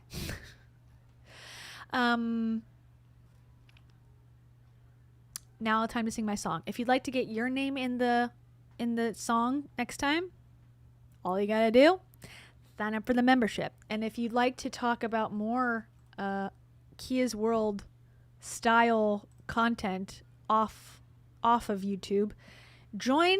This is open now. Join Kia's World. Members only, I guess. I can't change it. I don't think. I'll try to change it again. But I thought I did change it, and now it's still saying members only. It's not members only. It's members open. And if you see up here, there's a soundbite library where if you are curious about where soundbites that you hear on all the streams came from, you can see exactly which thumbnail they are from. And then you can click and actually see who said it and at what moment. It is very exciting. There are dozens of sound bites and more to be added as I get more free time. Maybe this weekend during Easter. Easter is my favorite holiday for food and candy specifically. The best candy of any holiday. I love eggs. That's it. I like eggs and I like egg flavored candy or egg shaped candy. Not flavored. No one likes that.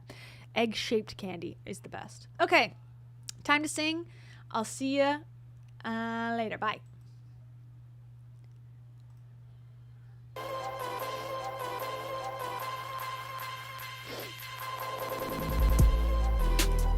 Starry Nights EXE.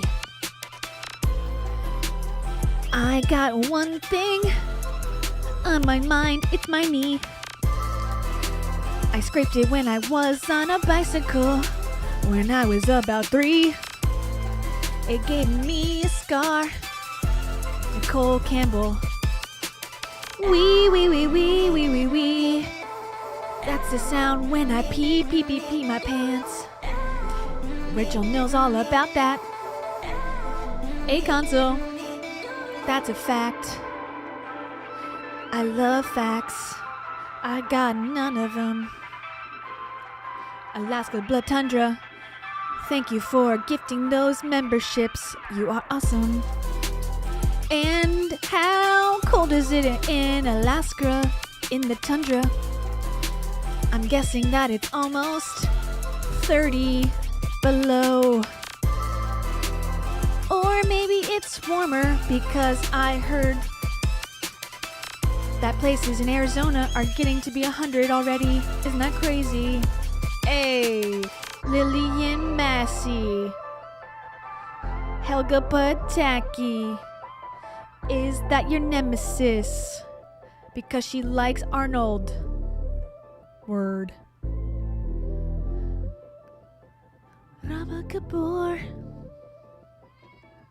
Do you ever go on tour?